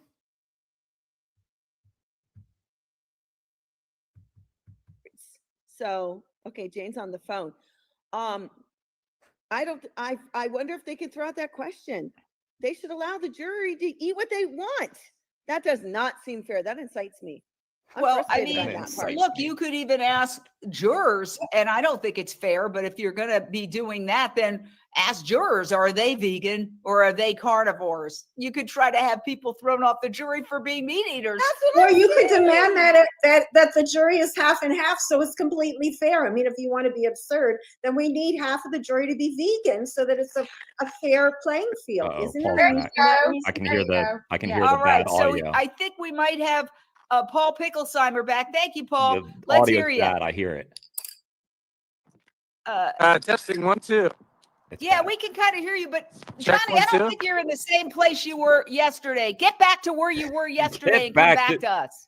Johnny, get back to the spot. Okay. You're not in the same place you were yesterday. Can you go? Your signal just went to you know what. So go back to where you were yesterday and rejoin us in 2 seconds. Thank you. Oh, Lordy. Okay. I'm going to remove him. We're going Live. to talk about this. They're going to move just a couple of minutes. See, we're using, well, you know, we have Wi-Fi, but it's tricky. Look, what we're doing here, covering this trial, would normally take millions of dollars and camera people and all sorts of technical directors. And we're doing it basically through our computers and our phones.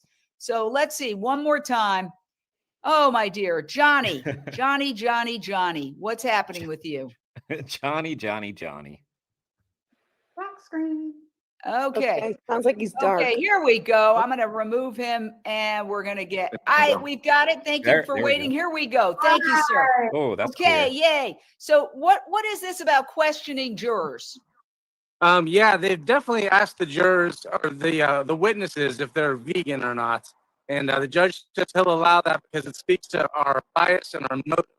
But he won't allow the prosecutors to badger us like they did last time. You're right in front of the courthouse. But yeah, Maybe getting sabotaged. All right. Well, I have to say, I'm very sorry that just when we get a great guest, we have a bad signal.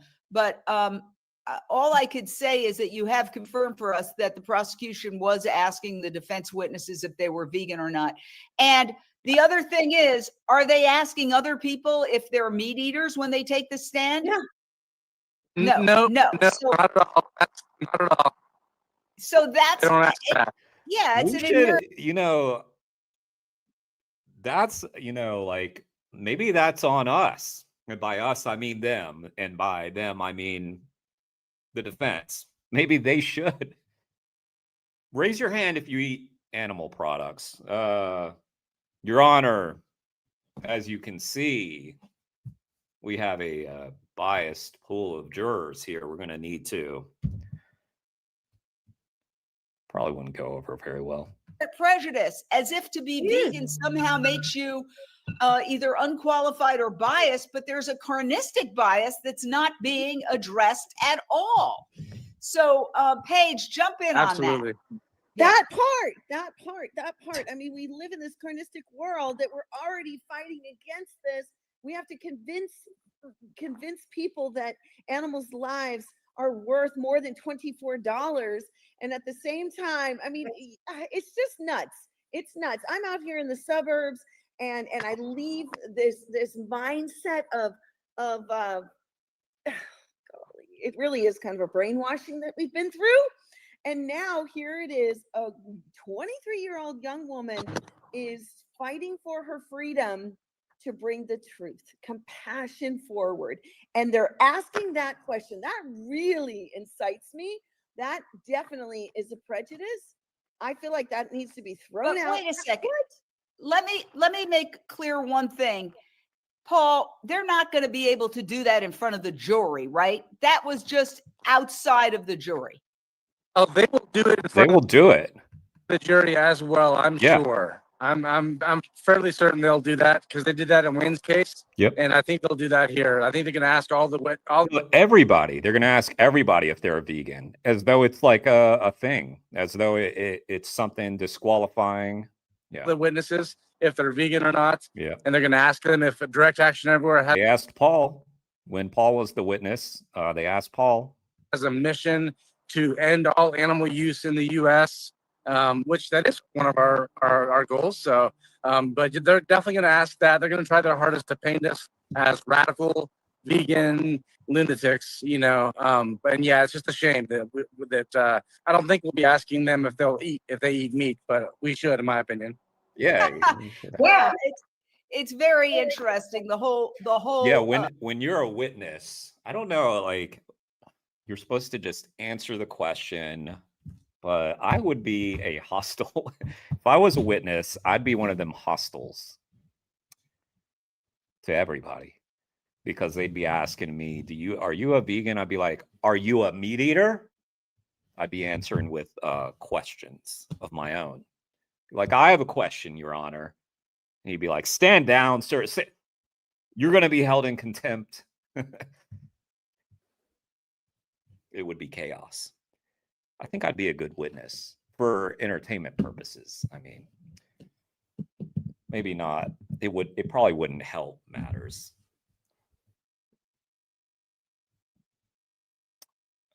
Yeah.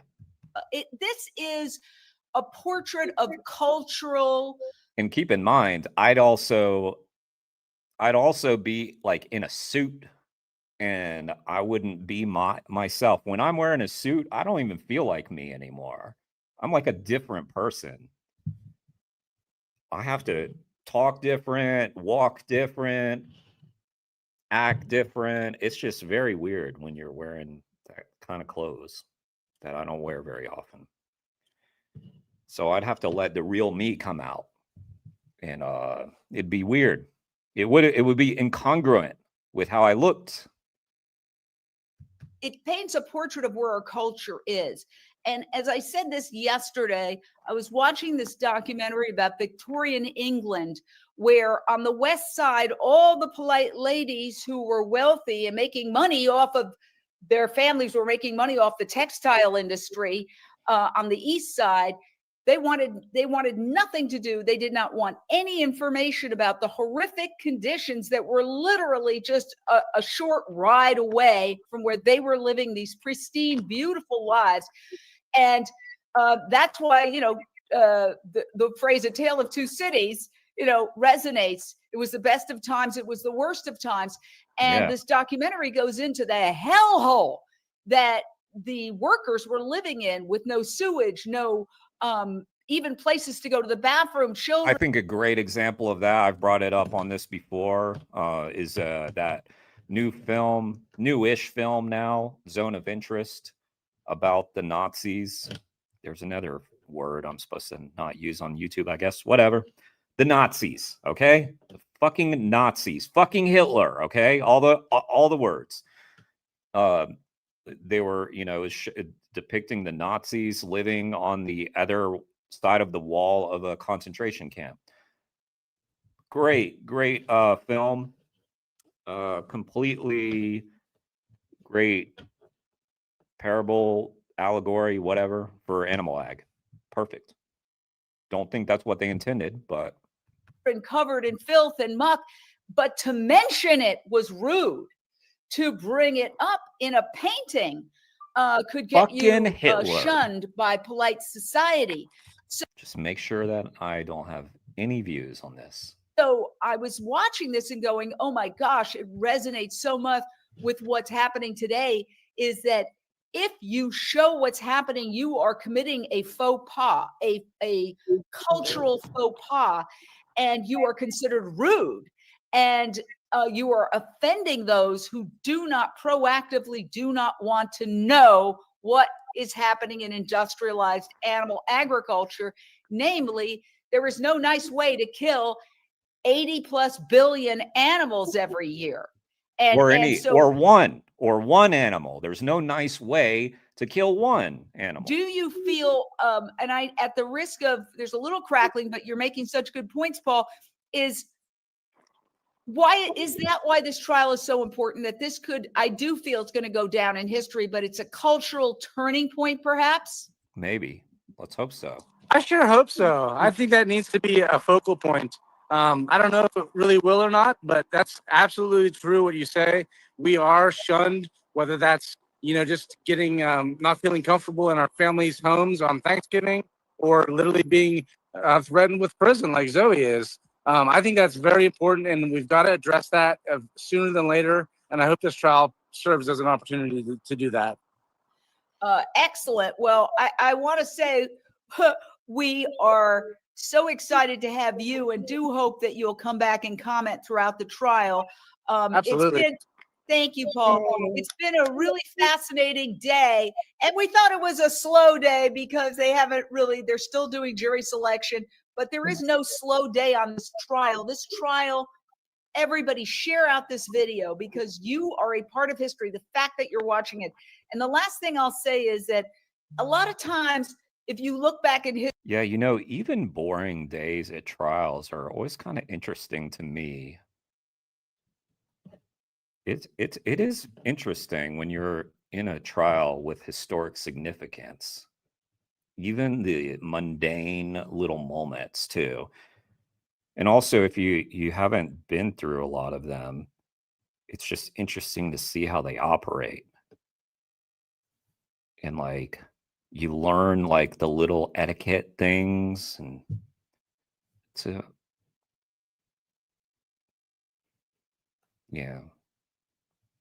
and you get outraged by the shenanigans. History, there are famous moments, but at that very moment, the people didn't necessarily know that was a famous moment. If you think back, for example, Rosa Parks, right, refusing to give up her seat, that was a moment in history. But at that moment, did everybody on that bus know that was history in the making? No. That's why I urge everybody watching, come back every day, be part of history. You can be keyboard warriors, sharing this out to your groups and your friends. Just hit the share button on Facebook, for example, share, and get the word out. Because while to their credit, Direct Action Everywhere and Zoe Rosenberg has gotten in the New York Times, which did what I would consider a very biased article. Yeah, it was. It was bullshit, Jane. It was fucking bullshit, that article. Shame on the New York Times. They're bullshit. I mean, fuck the New York Times. New York Times. I used to have so much faith in you. New York Times.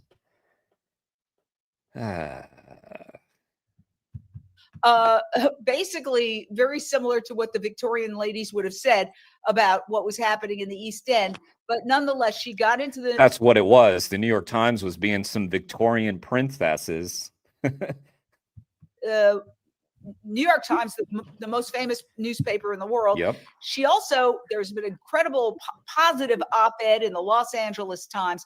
So I can't say there has been no coverage of this, but we're the only ones doing daily coverage. Yeah, that stream where I read the New York Times article, I don't know if anybody was here. There's not many people here. I actually deleted it. I was so negative. I feel like I was so negative that it wasn't fit for public consumption. That reaction. It was genuine. Of this historic trial as it happens, but we need your help. We need everybody watching to share out and comment and spread the word, because the mainstream media is to a large extent controlled by these incumbent industries. And all you have to do is look at the TV commercials to figure that out. And so we're talking about fast food, we're talking about pharmaceuticals, we're talking about all these industries together that are the establishment. So we're doing independent journalism to try to get the word out about this crucial case, and we need your help. So please come back. Do you know what time trial is starting tomorrow, Paul? Last question. There's no trial tomorrow. Oh, I meant Thursday. Sorry. On Thursday? I'm not positive. I'm pretty sure that the judge has more jurors coming in at 1:30, but we'll find out today if he wants us to also come back at 11 a.m. to tie up some loose ends with the 402 hearings. So I'm not sure if it's 11 or 1:30, but yeah, right. All right. So when we find out, we'll post the time. We're going to go live either noon or more like Yeah, so maybe they'll have a little bit of court for an hour, and then it'll extend into the next week. Why don't they just get it done? I don't understand how they operate there. It's so weird. 1:30 in that area. So thank you so much, everybody. We really appreciate our expert panel. It's so minimal. Please come back. Yeah. I know they have spent a lot of time working on all of this, so we really appreciate it. And we'll see you tomorrow.